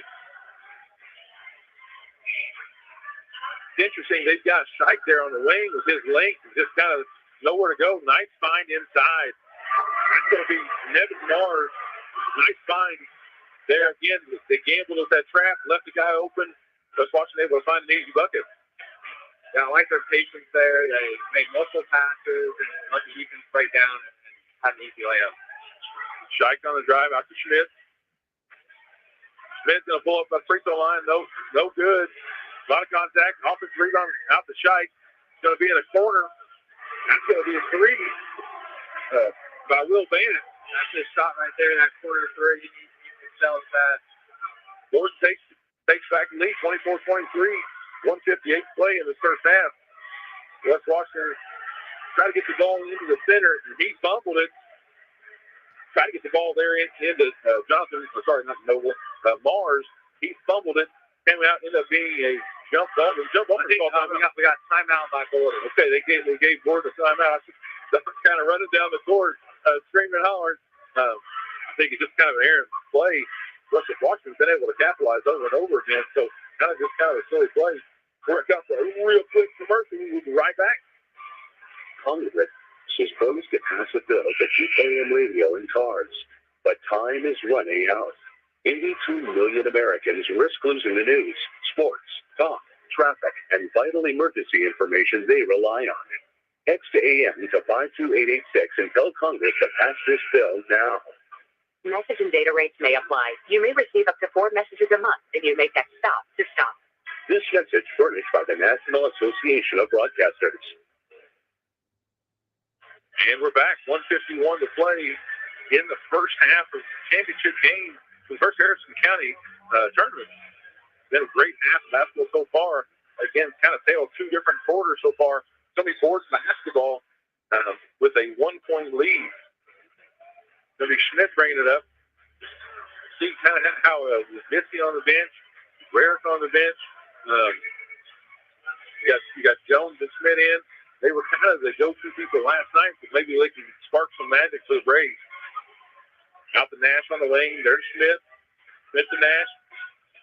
Again, it looks like they're just going to kind of stay off of Nash and say, hey, go ahead and shoot it. That's going to be Bennett out to Schmidt. There to Shike on the wing. Schmidt's going to make a drive. Out to Shike on the wing. There to Jones. Jones stops the D3. That is good. Is that his third? I think it's his fourth. Yeah, I think it's his fourth of the night. He extends his lead to 4. Down to Zink. Zink into the middle of the bat. Bat has an open look. He's looking for it. That's going to be there. That's the Brown. Air ball. Gordon rebound. They're going to get the ball up to Schmidt. Schmidt's going to be able to lay it in pretty easy. Good transition pass right there. Outlet head to Schmidt. Easy lay in. Russell to bring it in. Looks like they're going. Gordon switching to a 2-3 zone. Just kind of back in. Seeing if they can just make the shoot a little bit. Center's trying to get the ball inside the bat. Shike knocks it out of bounds. I think Gordon kind of stalls from a little bit of chaos right there, and they're going to get both their guards back in. I think both Missy and Rarick back into the game.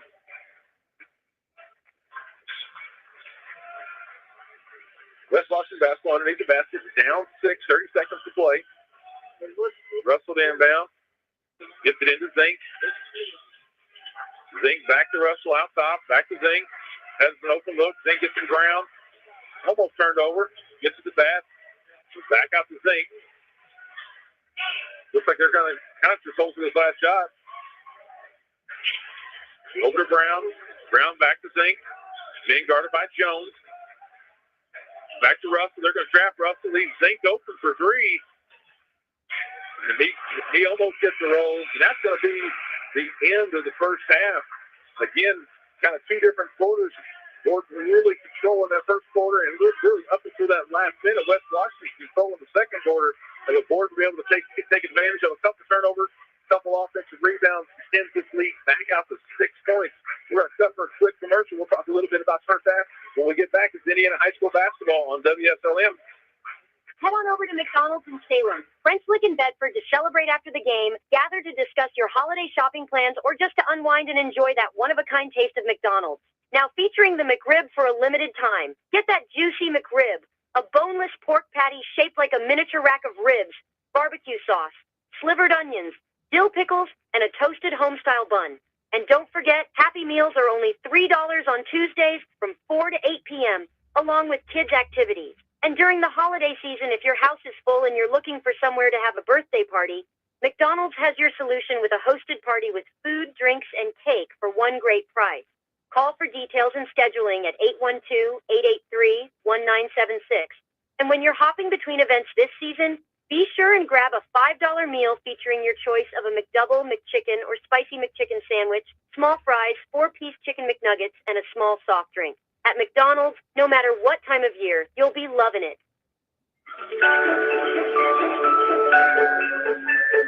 Ho, ho, ho. This is Jalen Orr.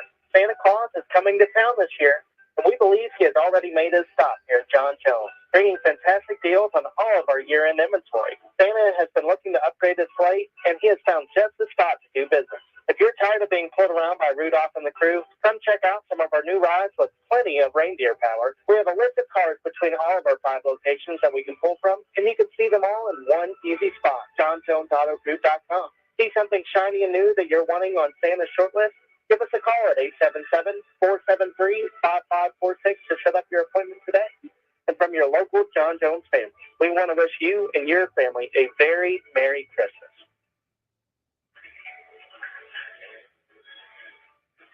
And we're back. Again, halftime of the county tournament championship. First half of the county tournament. Borden is on top 29-13 against the West Washington Senators.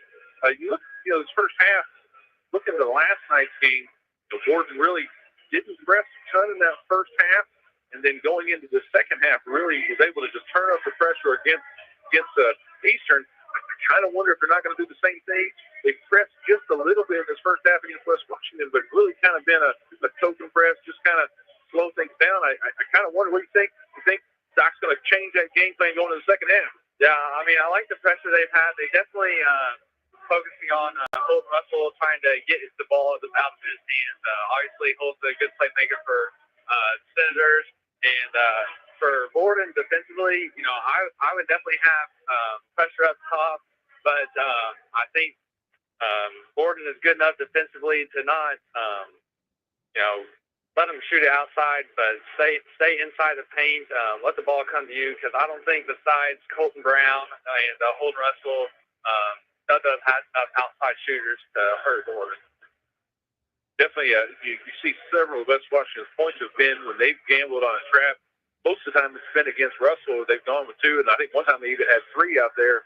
West Washington just smart enough and calm enough to find the open guy. Probably 8-10 of their points are just from finding open finds. So you give them some kudos and just finding patience and not getting too rattled with that pressure. I still kind of wonder if Borden hasn't given it all yet, if they haven't said we're going to dial this up a little bit. Clearly their focus has been take Russell out of the game. Russell's definitely had some great finds, but hasn't really been able to get into the flow as far as finding a shot. He hasn't really had very many open looks. I think he had a little 8-footer there once, and that might have been it for them. But give credit to the other guys that they're knocking them down shots and getting to the rim. So on the flip side, what's West Washington got to do to be able to get back in this game down 6 going into the second half? What do they got to do? Yeah, well, definitely got to stop Gavin Jones. He's knocked in 3 or 4 threes. I like the 2-3 because I think that puts Borden in a tough spot. They can't really drive it as much. But as long as they can stay attached to Misty and Jones, I think they'll be fine. Just got to make sure it's forward. Definitely in their zone, and even I think when they were playing man, and maybe I just misread it, really sagging off several players, and they definitely clearly had the key. They're gonna get after Missy. They're gonna get after Schmidt.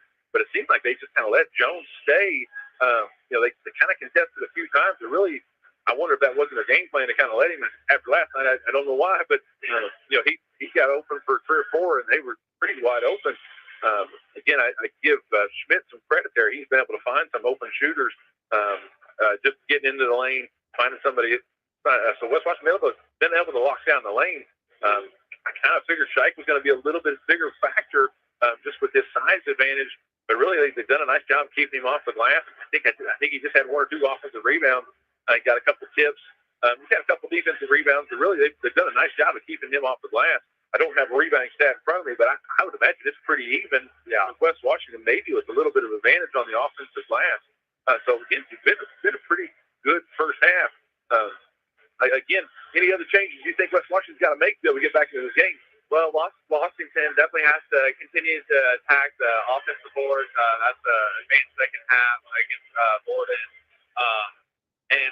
aren't doing too bad defensively.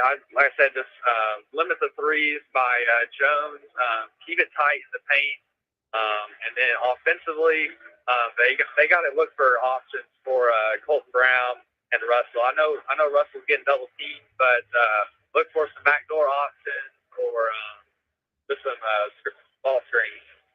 And I think I'm kind of wondering who's going to step up and make some shots. Brown's been able to get into the lane several times. Zane's been able to get into the lane a couple times, looking for that kick. He had a couple dump downs there to the post, but I just kind of wonder who's that guy going to be that's going to be able to knock down some shots to make the call back into the game and be able to make a run here. So again, we're looking forward to the basketball. This is the county championship. I guess these schools have all played each other already once this time. Have these guys played each other already? I don't believe so. I think their regular season game is kind of towards the end of the season in February. Correct. They played February 11th. So a little preview here. Again, Borden definitely kind of a little different team last night. Last night, Eastern was able to really kind of contain them for 3 quarters and really kind of had them on their heels. Tonight, being a little more aggressive, really not pressuring that kind of stuff, but just taking a little bit more methodical shots. Had a lot of long possessions, getting a minute, 2 minutes off the clock and just waiting to see impatient. So I kind of wonder if Doc didn't have something to say about that, like between last night and tonight. We're going to cut to a quick commercial. We're going to come back in the second half. This is the county championship, first Harrison State Bank holiday tournament.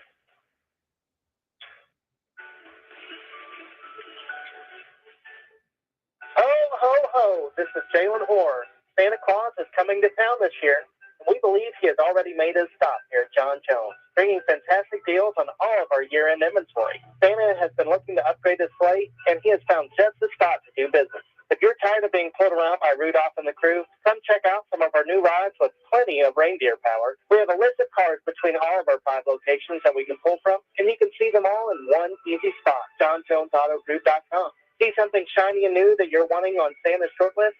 Give us a call at 877-473-5546 to set up your appointment today. And from your local John Jones family, we want to wish you and your family a very Merry Christmas. Mama Rosa's brings their famous pizza buffet to you on Fridays from 11 a.m. to 2 p.m. for just $12.99. Choose from a wide variety of pizza, homemade soups, and a large salad bar with their favorite potato salad, slaw, and desserts. Then come back on Friday nights for the homestyle buffet from 4:30 to 8 p.m. or 11 a.m. to 2 p.m. on Sundays for $15. Children's buffet is only $7 each. It's where you'll find a variety of good home-cooked foods at Mama Rosa's. And we're back. I do want to say just a quick shout-out to the athletic director here at Eastern, Sean Smith, has done a fantastic job hosting this holiday tournament both nights. Hospitality room was fantastic. His mom and dad helped run that. Again, just been a really good environment for high school basketball. Officiating's been really solid. I know nobody seems to love officials, but just everything's been a good job. Really pleased with the turnout here. Again, just a great way to celebrate Christmas going into Christmas break. I know all these schools are out of school and they look forward to this every year. I know as a player and as a coach, you always wanted to get that last win before Christmas break, before you get a few days off with your family. So both these teams definitely hungry, playing hard, getting after it. And again, this is what high school basketball is all about. This right here. Again, just celebrating in front of your fans. I'm sure you got family in town that maybe they're on break and they're coming home for Christmas. But again, what better way to celebrate high school basketball? Definitely. Having played in this tournament all 4 years, there's nothing like this environment and just get to play against some county rivals. And like I say, great environment, great atmosphere. So we should have an exciting second half here. Again, Borden's going to start with the basketball. They're going to be up 6, 29-23 to start this second half. We'll see what kind of adjustments both coaches have made. Looks like West Washington's going to start kind of in a man-to-man. Feel free to correct me if I'm wrong. Yeah. Missy's going to bring it up. They're trying to get Rarick off the screen. Rarick back to Missy.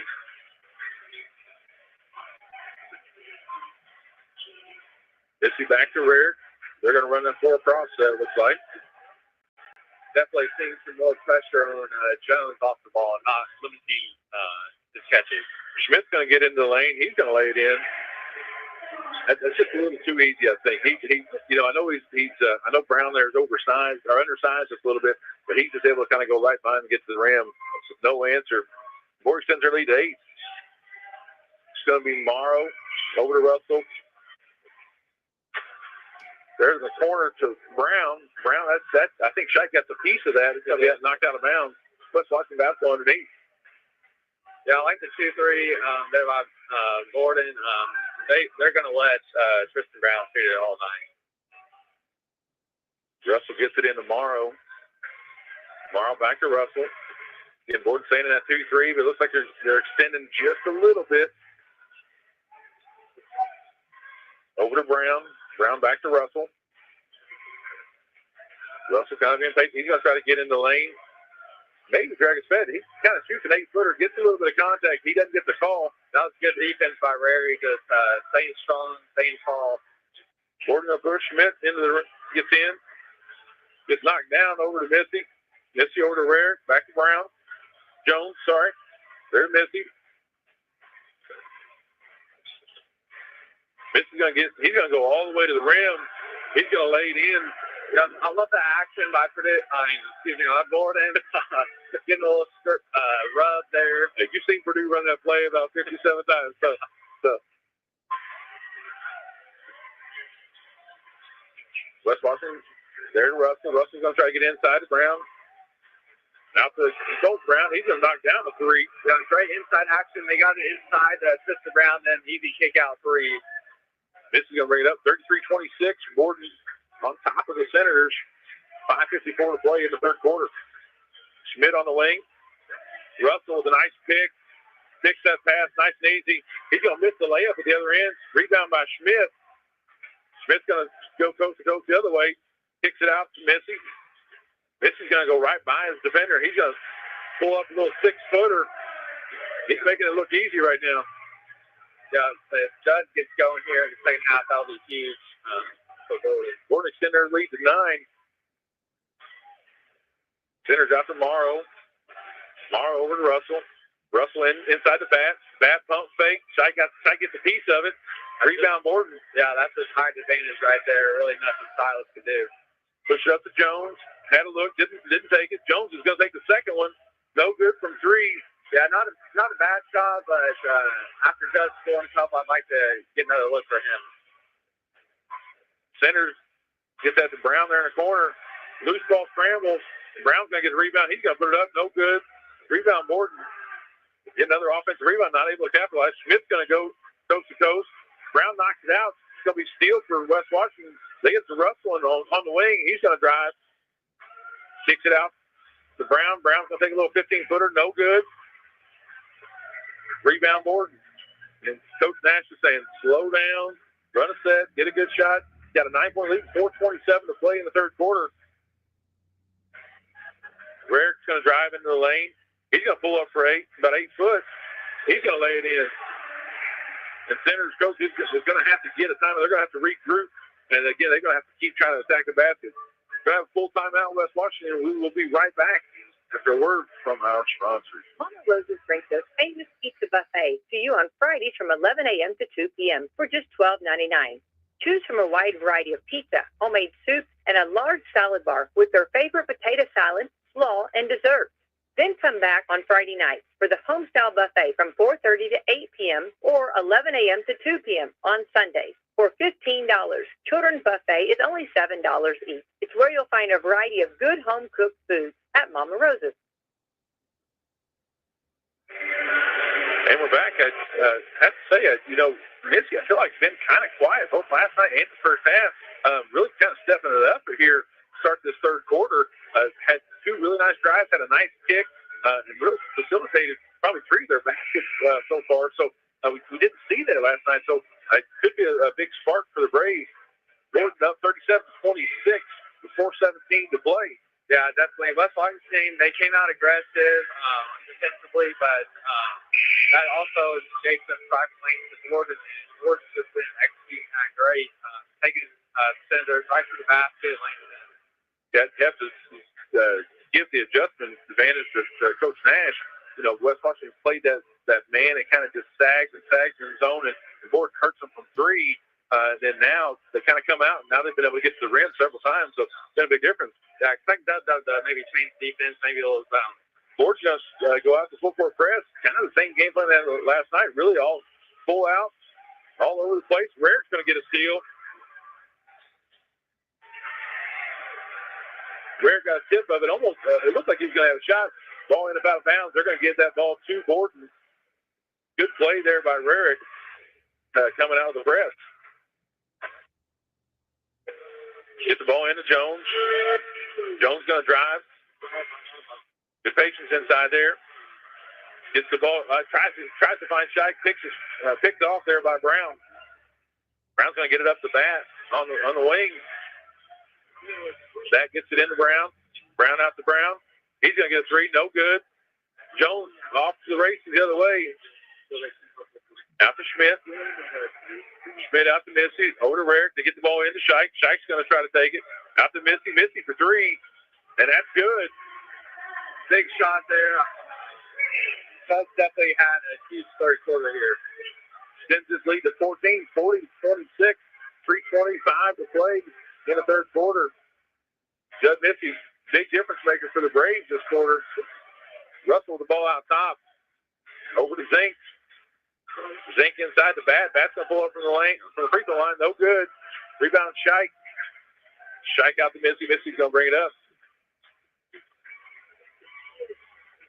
Missy over to Schmidt. Schmidt out to Rarick. Back to Schmidt, top of the key. Schmidt's going to try to get to the rim. Spin move. Pull up. Nice turnaround right there by Smith. Good defense there by Creed James. It's better offense by Garrett Smith. Yeah, just a little bit of size. Yeah. Good spin move, turnaround. I don't know what you can do to defend that better. He just makes a tough shot. Yeah. Gordon in a 2-3 zone. Maybe a 3-2 zone. My apologies. Russell gets the ball to Brown in the corner. Brown's going to fire for three. No good. Bat's going to get the offensive rebound. He's going to go up. No good. Ball tipped around. Brought out by Shike. He's going to get it out to Missy. Schmidt's going to get it. He's going to get to the rim. And Bat just takes it away. I think he's just a little out of control. Loses it. Ends up right in Bat's hands. West Washington coach saying, hey, let's slow down. We got to regroup. But again, we got to get a couple decent shots going in here. Timeout West Washington, 42-26. And the third quarter of the championship game for the First Harrison County tournament. After a joint surgery, injury, or illness, Meadowview and Salem Crossing are the best choices for helping you recover. Our Moving Forward Rehabilitation Program offers a full range of therapies. We're here to help you return home safely with the skills you need to live life on your own terms. Meadowview and Salem Crossing, two great options for your rehabilitation. To learn more, visit asccare.com or call 888-996-8272. And we're back here at Eastern High School. Gordon up 42-26 over the Senators. I have to imagine that the Senators coach is saying, hey, we have got to get to the rim. Coach Benton's got to be telling them, hey, we've got to try to get to the rim. We'll look for that kick if it's open, but it's been a little stagnant here. Just kind of pass around the top of the key. Russell's going to bring it up. A lot of contact. I think that was a kick ball there by Borden. They are going to get him for a kick. Yeah, Borden's packing it in there on defensively. I know that limits Senators' driving ability, but you got to find ways to get it inside. Senators get the ball down in the corner to Brown for three. No good. He gets his own rebound. The ball's kind of tipped around. Out to Russell out top. Russell over to Zink. Gordon kind of extending that zone a little bit, looking to trap the ball. Gets the ball inside to Brown. Brown on the way footer, no good. Zink on the offensive rebound. He's going to put it back, and that's good. Little baseline jumper. 42-28. Minute and a half to play in the third quarter. Looks like Senators going to switch to kind of a 1-3-1 look on defense. Gordon being fairly patient. Jones up top. He's going to go in. He's going to get the ball to Missy. Missy open for three. No good. Shike with the offensive rebound. He's going to turn around. That's good. Right there in the middle of the lane. Yeah, tough shot, but just the height advantage makes it easy. Russell brings it up for the Senators. Over to Brown. Try to get the ball inside there tomorrow. Back to Brown. Brown's going to go up against Shike. Tough shot. No good. Rebound Borden inside of a minute. Borden up 16. In West Washington in that 1-3-1. Borden gets the ball there in the middle. On the wing to Bannett. To Missy. There back to Xander Keith. He's going to make a drive. Decent pump fake there, and he's going to draw a foul on Tristan Brown for the Senators. Don't know that he did too much, but Brown definitely left his feet. Again, makes a smart play. He's going to go get 2 free throws.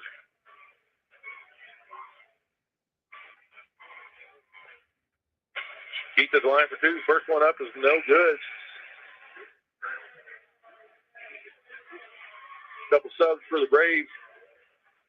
Like Jonathan Noble and Tyler Nash going to come into the game. 24 seconds left to play in the third quarter. Keith's second free throw, no good. Senators going to bring it. Russell's going to bring it up for the Senators. Borden sending a little pressure against Russell. Ball got tipped again. That's going to be a turnover. Xander Keith on the steal. He's going to go coast to coast. They're going to get Brown there with a blocking foul. They're definitely moving. Yeah, I think that's the right call. One of those, he started to fall a little early, and give credit to Keith. He was going to get to the rim. I think Brown's there in position, but he starts to lean a little bit. He's going to take advantage. Keith's going to go back to the line, shoot 2. This time, the first one is good. Just under 10 seconds to play in the third quarter. Schmidt back into the game for Borden.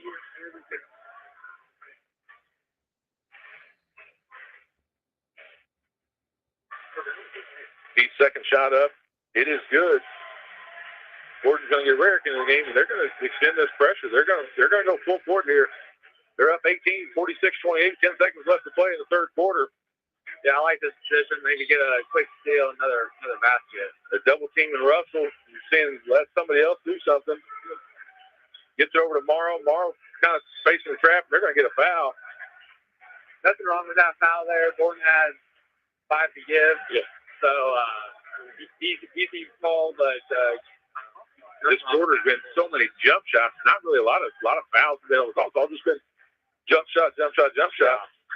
Russell's going to get it up top. He's going to have a shot at it. Gets it over to Zink for 3.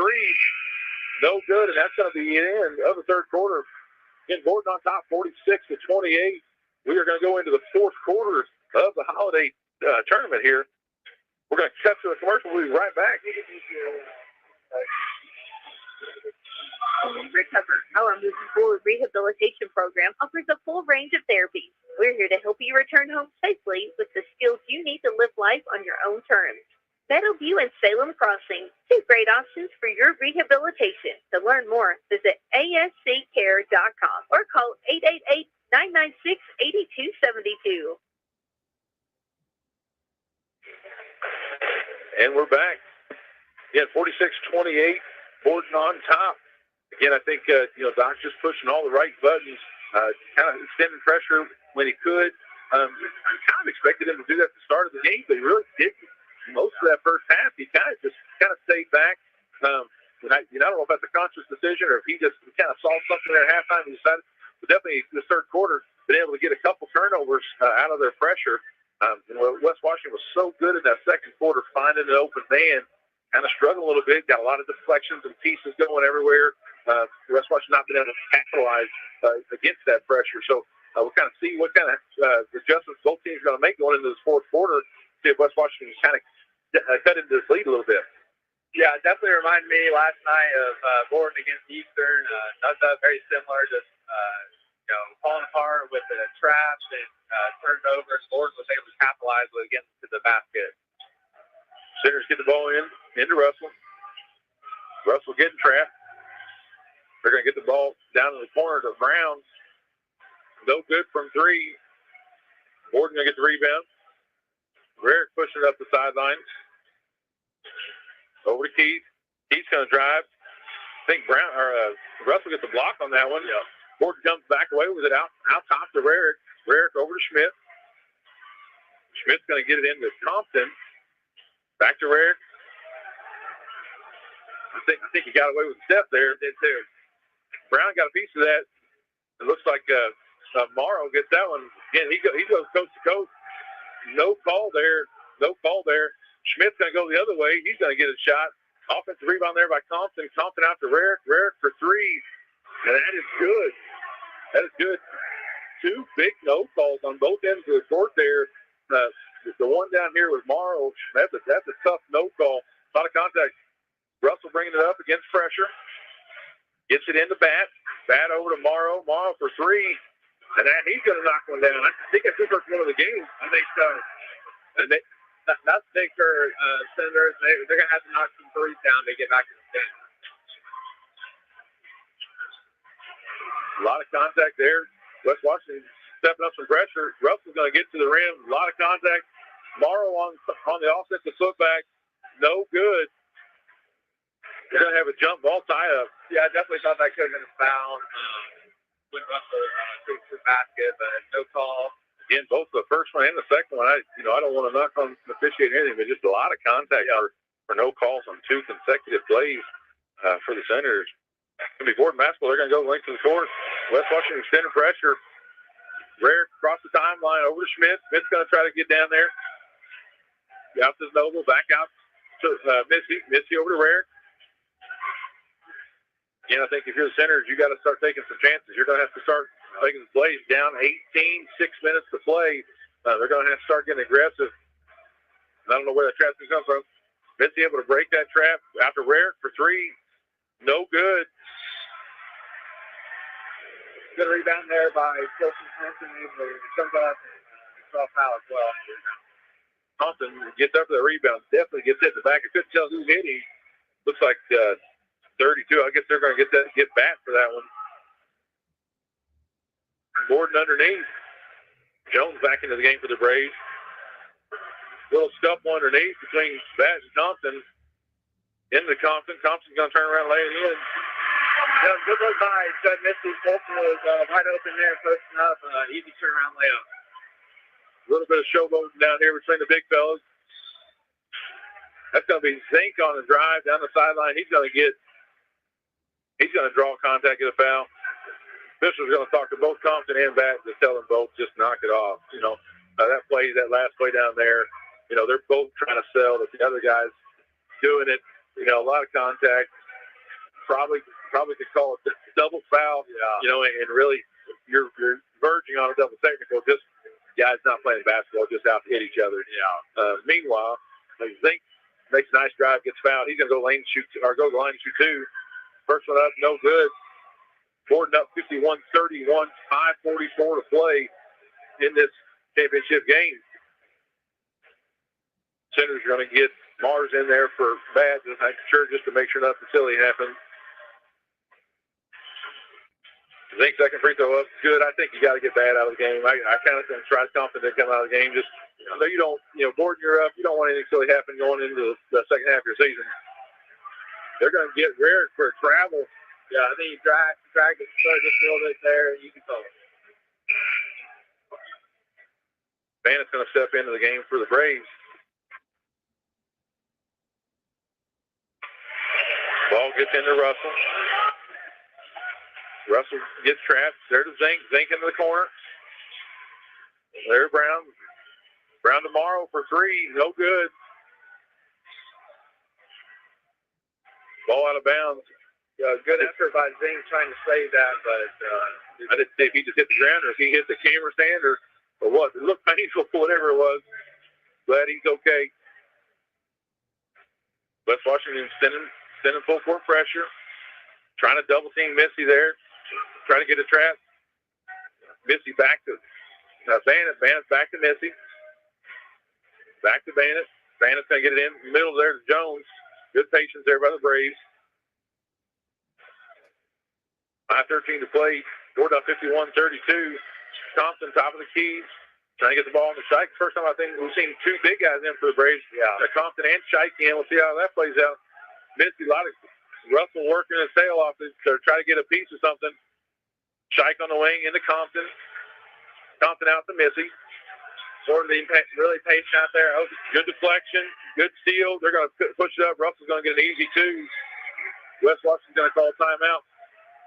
Again, I'm sure he's going to tell him we just got to keep playing. We just got to keep playing. Yeah, we're going to cut to a real quick commercial. We'll be right back. World champions, 22 conference championships. 3 on the way. Yes! 17 Big Ten players of the year. Throws up a shot. Again! 7 basketball Hall of Famers and countless memories on the court. Trace, puts it up. This is Indiana Hoosiers basketball. And we're back. Again, you saw just a little bit of life out of West Washington.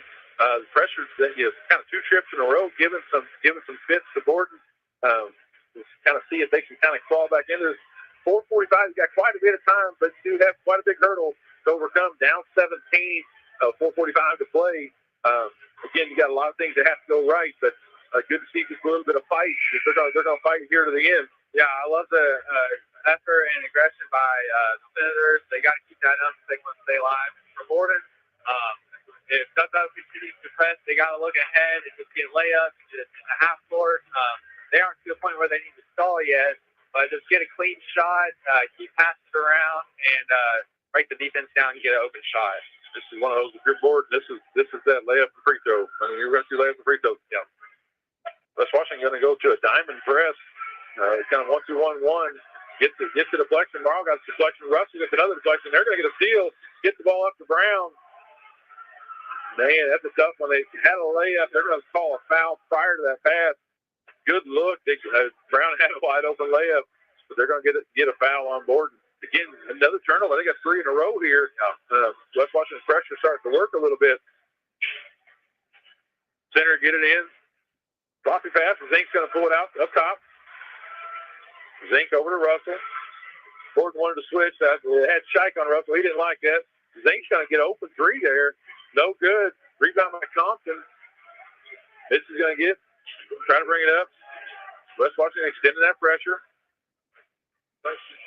There to Bennett. Bennett's going to bring it up sideline. Out for Jones. Center's looking to trap here. Good rotations in the middle of Compton. Compton's going to get it on the wing. Back out to Missy. Missy's going to pull up. He's going to get into the lane. Got a scramble on a rebound. I think it's going to be a jump ball. Got a jump ball there.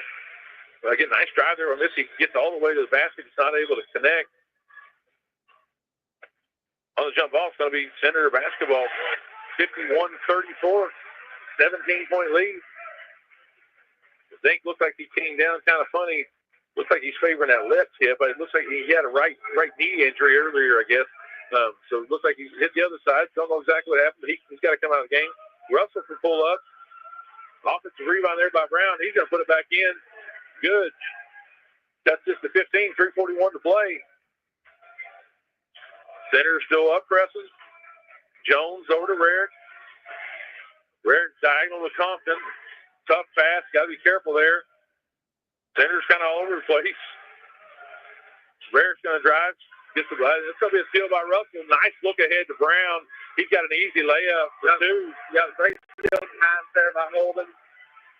Got this to 13, 51-38, 3:13 to play.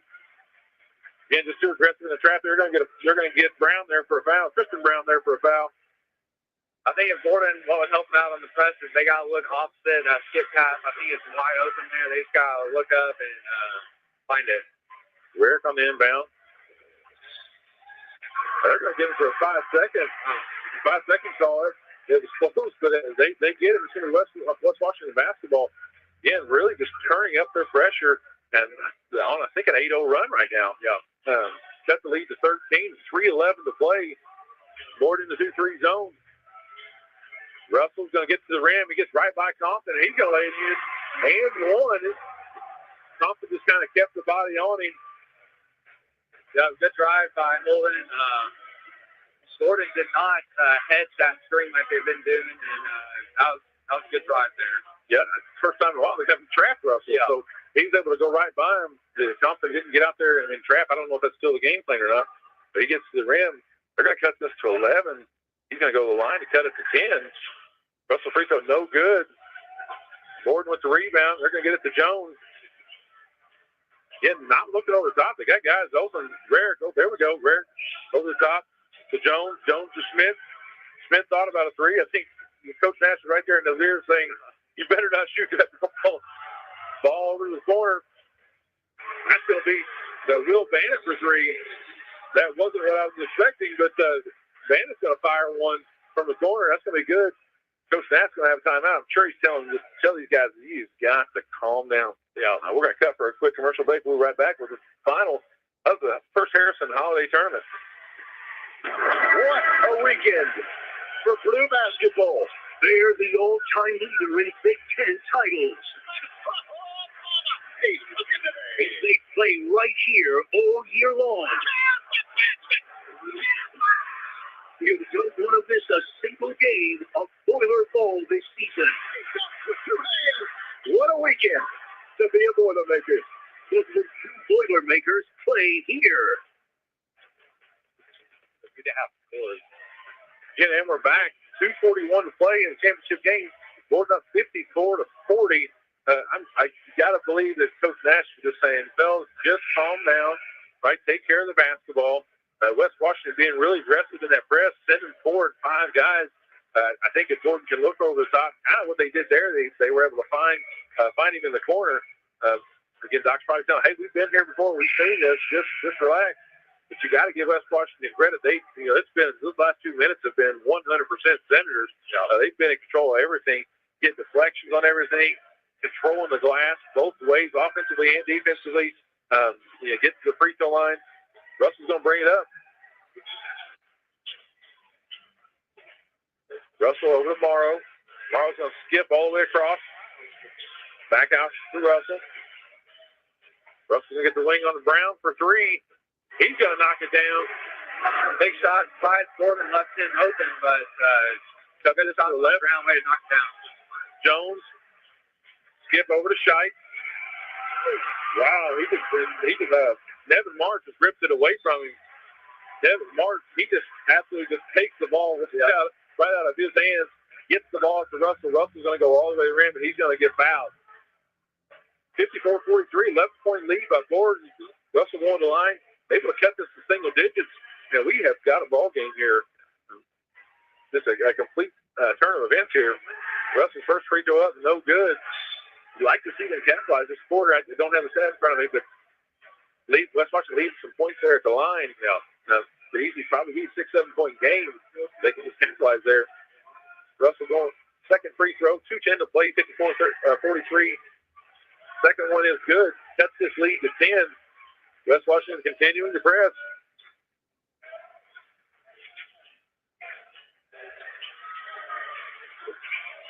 Little bit sloppy. They get it over the top to Schmidt. They're going to get a jump ball there. A quick one there, not sure, but Coach Nash did not like that call. Yeah. His hands were in there, but man, I don't know if it's a jump ball or not. Gordon retains possession. They're going to get this Jones in the backcourt. Jones gets smothered by Russell. Just a great defensive play by Russell. And to be fair, Jones fouls him right there on that play. Probably saves 2 points. But that's definitely going to put them into the bonus. That's going to put them into the bonus. That's Gordon. I think the last thing is Gordon sits out. So West Washington shooting 2 the rest of the way out. Russell going to go to the line for 2. Again, just great smothering defense there by the Senators. First one up and good. Gordon's going to get Missy back into the game. A little surprised he kind of didn't go back with all those starters sooner. Yeah. Now it's a 9-point game. West Washington's got quite a bit of momentum. Second free throw up and good. 54-46. Gordon gets it into Missy. Missy getting trapped over to Jones. Jones all the way across to Smith. He's going to try to get to the rim. No good. Rebound Morrow. Got a scramble underneath. They're going to kick it out to Russell. Russell's going to look at tempo. He's going to go. He's going to get all the way to the rim. He goes all the way to the rim. They're going to get the blocking foul there. I didn't see the number. I believe it's the foul on Kylan Nash, but that was a great take by Holden going coast to coast. That's how the Senators are going to get back in this game, getting those rebounds and then attacking. I was kind of a little surprised he had a guy wide open in the corner for a three. He decided he was going to get to the rim, but either way, he's going to get 2 free throws. First one, no good. Holden hasn't done a great job at the free throw line, but got to do better. Yeah, again, I don't have a stat on him, but there's been 4 or 5 missed free throws this quarter. Yeah, it's a big difference in games. Second one up and good. That's this thing to 7, 54-47, 139 to play. Senators continue to press. We got a triple team right there on the ball. A lot of contact. I think you could have picked any of the 3 up for a foul there. Yeah. They're going to call that on Russell. That's just the Senators' third foul of the quarter. Gordon able to get it into Missy. Missy going to bring it across the timeline. Over to Jones. Jones back out to Missy. I imagine they're going to have to start trying to go foul. Jones going to pull up. They're in the middle of the lane. Tough call. They're going to get Brown for a foul. Had a little jumper there right in front of the free throw line. He's going to knock it down and go to the line for a shot. I'm surprised he took the shot there. I was surprised he took that too. I mean, that was a difficult shot, jumping up, and but he was able to knock it in. Yeah, that was a big shot for Boston. They're able to extend back out. He completes the 3-point play. Going to extend this lead back out to 8 points, 1:24 to play. Gordon picking up full forward. Really looked like they were just picking up Russell.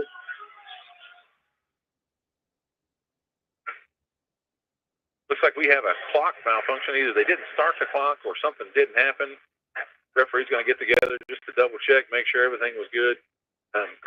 If it might have been 2 seconds. I don't know that it was a huge deal, but it was just he got it. He just dribbled right across half court. It wasn't a huge deal.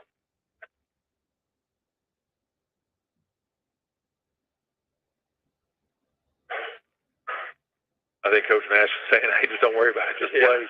Yeah. Again, I think it was just a second or two. It wasn't 10 seconds. It was a couple. Again, we just want to thank the guys that run the table. These guys volunteer and do a great job. So it's going to be West Washington basketball half court, 1:20 to play. Gordon up by 10. Russell's going to try to get to the rim. He's going to just keep going against Missy. He's going to keep working. Reverse layup, miss, no good. Not Missy gets the rebound there. Yeah, that was great defense by Judd. Just staying strong, staying tall, forcing Holden to get a tough shot, and more importantly, grabbing the defensive rebound after. Now, correct me wrong. I just saw on the board that they only had 2 fouls. Now they got 5. So I assume the board must have been right because they're going to the line. That must have been West Washington's 5th foul. Again, just 10 seconds ago, they had 2. So there must have been a clock there. Missy's going to put in the first free throw, send this back out to 11, 1:10 to play, 58-47. Gordon kind of trying to take him back control of things. I got to give West Washington a lot of credit. Had a lot of fights this quarter, but Gordon able to kind of calm things down. Missy's second free throw is good. Sends within 12, 1:09 to play. Russell's going to try to get to the rim. He's getting trapped. A lot of contact there. Got trapped. Russell really had nowhere to go. They're going to end up getting a foul there on, looks like 24, Will Bannett. That's going to send Russell back to the line for 2 more free throws. 1:03 to play in this championship game.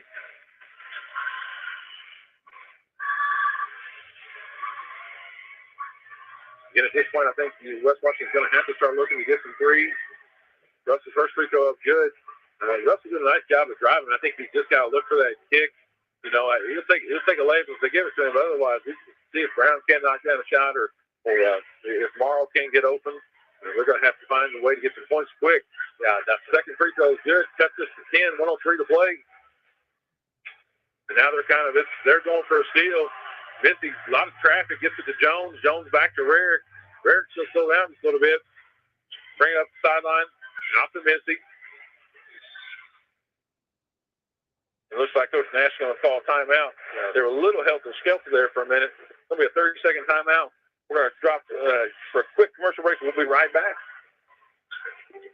Do you wonder what it would be like to live without hip or knee pain? Joint replacement at Schneck Orthopedics and Sports Medicine makes it easier than you think. Schneck is proud to be one of the first in the region to offer Mako robotic arm-assisted joint replacement surgery. This latest advancement transforms the way joint replacements are performed. Mako allows your surgeon to provide you with a personalized surgical experience based on your specific diagnosis and anatomy. This means less soft tissue damage and greater bone preservation, less blood loss, less pain, fewer days in the hospital, and faster recovery.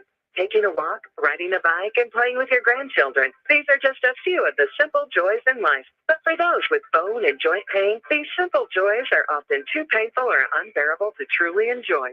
With Mako robotic arm-assisted surgery at Schneck, you can get back to the activities you enjoy. Learn more at SchneckOrtho.com.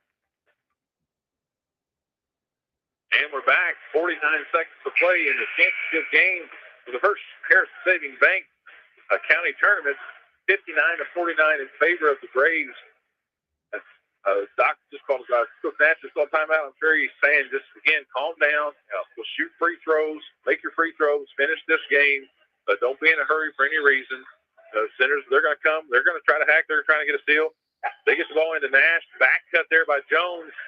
Man, he was open. Well, that was a great play set up by Coach Nass. He probably drew that up at a timeout. Just bad execution by Kylan. I know he'll probably want that one back. Yeah, just tries to get it there. Throws it out of bounds. Center's going to bring it up. Russell. A little back cut there by Morrow. Wow. They're a little surprised by that one. Morrow comes to stop kind of right in the middle of the lane. Some contact with Jones. Jones kind of got knocked back a little bit, but I have a hard time with that offensive foul. I would just like to see a no call there. Yeah, I think he blew his whistle and was like, oops. Yeah, but there was definitely contact. It's going to be Borden basketball. Borden gets it into Jones. Getting trapped. Looks like West Washington's going to. Wow, the second one. I think West Washington had a clean steal there. Yeah, they're going to call a jump ball. Again, a tough call, but hey, they're wearing the stripes for a reason. We'll try to stay out of that one. Yeah. West Washington is going to call timeout. It's going to be a full timeout. We'll be back. This may be our last commercial break before the night. It's been a great night. We'll come back in just a minute. Got land? Want cash? Vital Farms is here to help. Become an egg farmer and we'll set you up with our best-in-class support team. Teach you egg farming our way and compensate you fairly for the eggs you produce. Call 844-494-VITAL today to learn how you can transform tree-filled or underutilized land into cash flow for your family. Again, our number is 844-494-VITAL or apply online at vitalfarms.com/farmers. Vicky, what do you think Coach Minton is telling the Senators right now? Well, they got to stay aggressive defensively. Obviously, they're going to have to do a little running jump, and if they don't get a steal, they're going to have to foul and go into the line. Offensively, whenever Dud's going to get the ball back, obviously going to have to look for some solutions, maybe drive in, kick out for Colts. I think that's the trick. They got to drive the kick. 33 seconds left. Down 10. I just don't know if it's going to be possible. Center's going to get it in. Brown there on the corner. Nice pass there.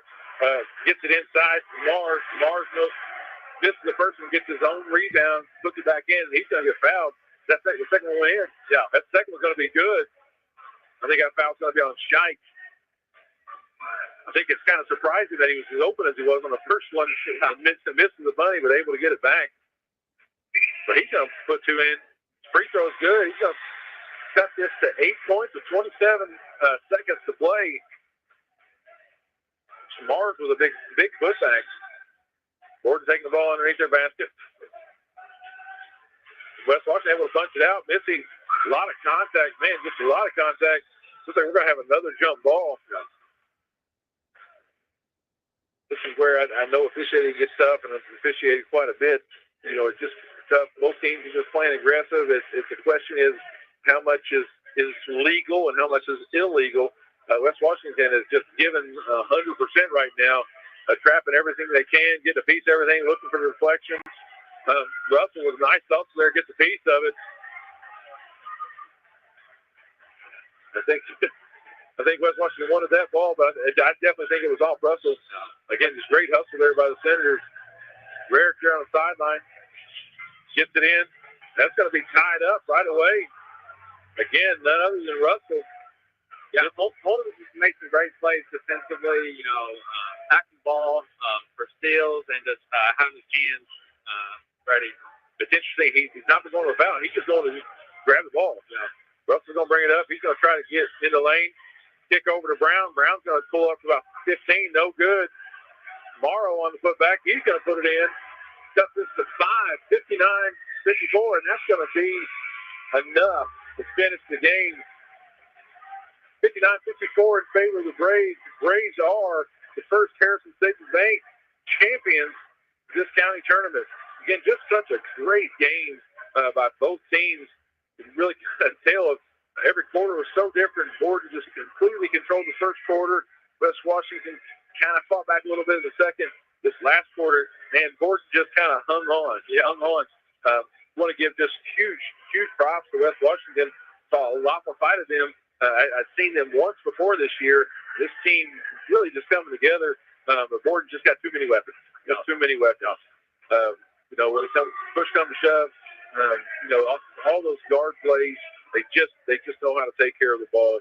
And again, I give a lot of credit to West Washington under pressure, but the Gordon guards just able to take care of business and put this thing behind them. I'm sure Coach Nash is going to have some mixed feelings here. They come out with a win, and that's always your goal is to come out on top. But definitely probably not their best brand of basketball so far this season. Kind of squeaked one out last night against Eastern and kind of just hung on for the one tonight. So, I'm sure he's happy with get 2 more wins in the book. And so they're going to extend to the 4-3 on the year. You just don't. They've come off 3 losses coming in. Granted, they lost a tough one to Lanesville, to Providence and South Central, playing in 3 tough games, and to be able to kind of go back out on a 3-game win streak. Again, just a great performance both nights. Really, all 4 games of this tournament has been very competitive. Definitely very exciting. Down to the wire, every single game, every single time. Again, this is Indiana high school basketball at its best. You got cross-town rivalries. You got a pretty packed gym. It's just a great time. Great time to watch the sport if you love it like we do. We're going to cut to a real quick commercial. We're going to try to get Coach Nash up here if we can, and if not, we'll try to wrap up tonight and send you guys on your way. We want to wish you guys all a Merry Christmas.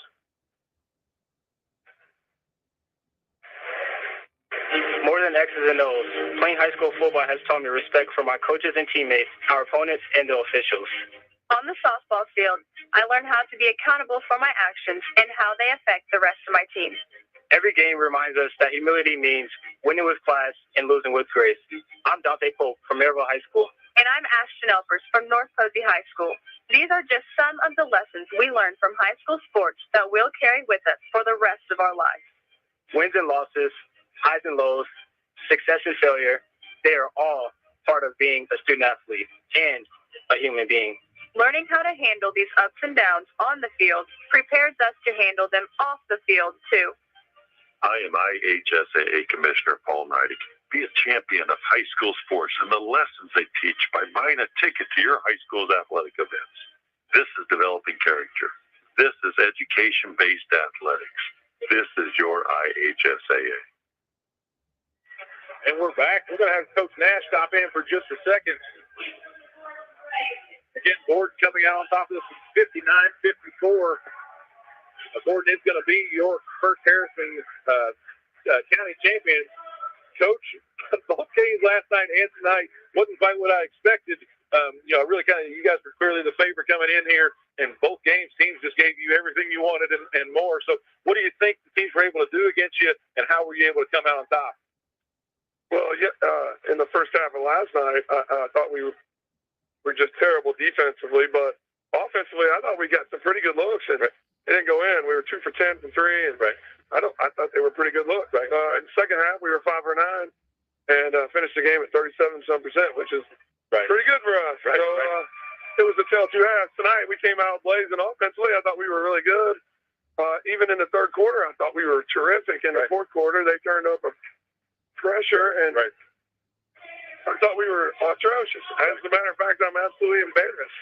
Like, not good. Yeah, we both were saying this is kind of the tale of two different teams, because West Washington kind of stayed back in their zone, stayed back in their man, and just kind of stayed back the whole time. Then all of a sudden this press comes out. Your guards have done such a fantastic job both nights to handle all that pressure until that fourth quarter, and kind of had some trouble. So, Jake, KT sat here smiling at me, so I'm gonna go ahead and disagree with you because he knows he's yeah.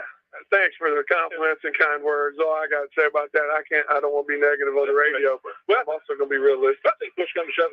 Last night, both Jones and Smith took over the fourth quarter. And they just took over no matter what Eastern was sending at them. They were just, they were kind of ineffective in that first half and just take over the game there in that fourth quarter. Tonight, they were kind of in control through three quarters. Got a little discombobulated. The last was there at the end of the game. Hey, they take care of business and do enough to hang on. Yeah, I mean, we gutted it out. Right. Honestly, we did. We made just enough plays to win the game. Yeah. That's not how we wanted to win the game. Right. I don't know what our lead was there in the third. It was pretty significant. And then I thought we had a really good third quarter. We held them to 5 points. They had 28, so they had 16 or 17, 18 maybe in the fourth. That's not good enough for us. Right. And it was our turnovers that led to their offense. And, I felt like we had them in the right spots. Right. I just couldn't get them to look up the floor. But, right. Exactly. We'll fix it. And, congratulations to March. Congratulations to you. I think you guys are back on the road next week. 27th at Edinburgh. Best luck to you. Again, county champions, right? Again, best luck going into the second half of the season. Borden, your county champions. Thank you, guys. Thank you, guys.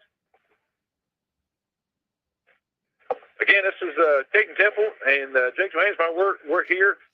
First Harrison County Championship from Eastern High School. Borden Braves are your champions. We're going to sign off here. We wish everybody a Merry Christmas, a lot of basketball action, college action, football action, no matter what. You can get enough sports for the next few weeks. This is a great time of year. So, again, from both of us here at Eastern High School, we want to sign off and say have a Merry Christmas.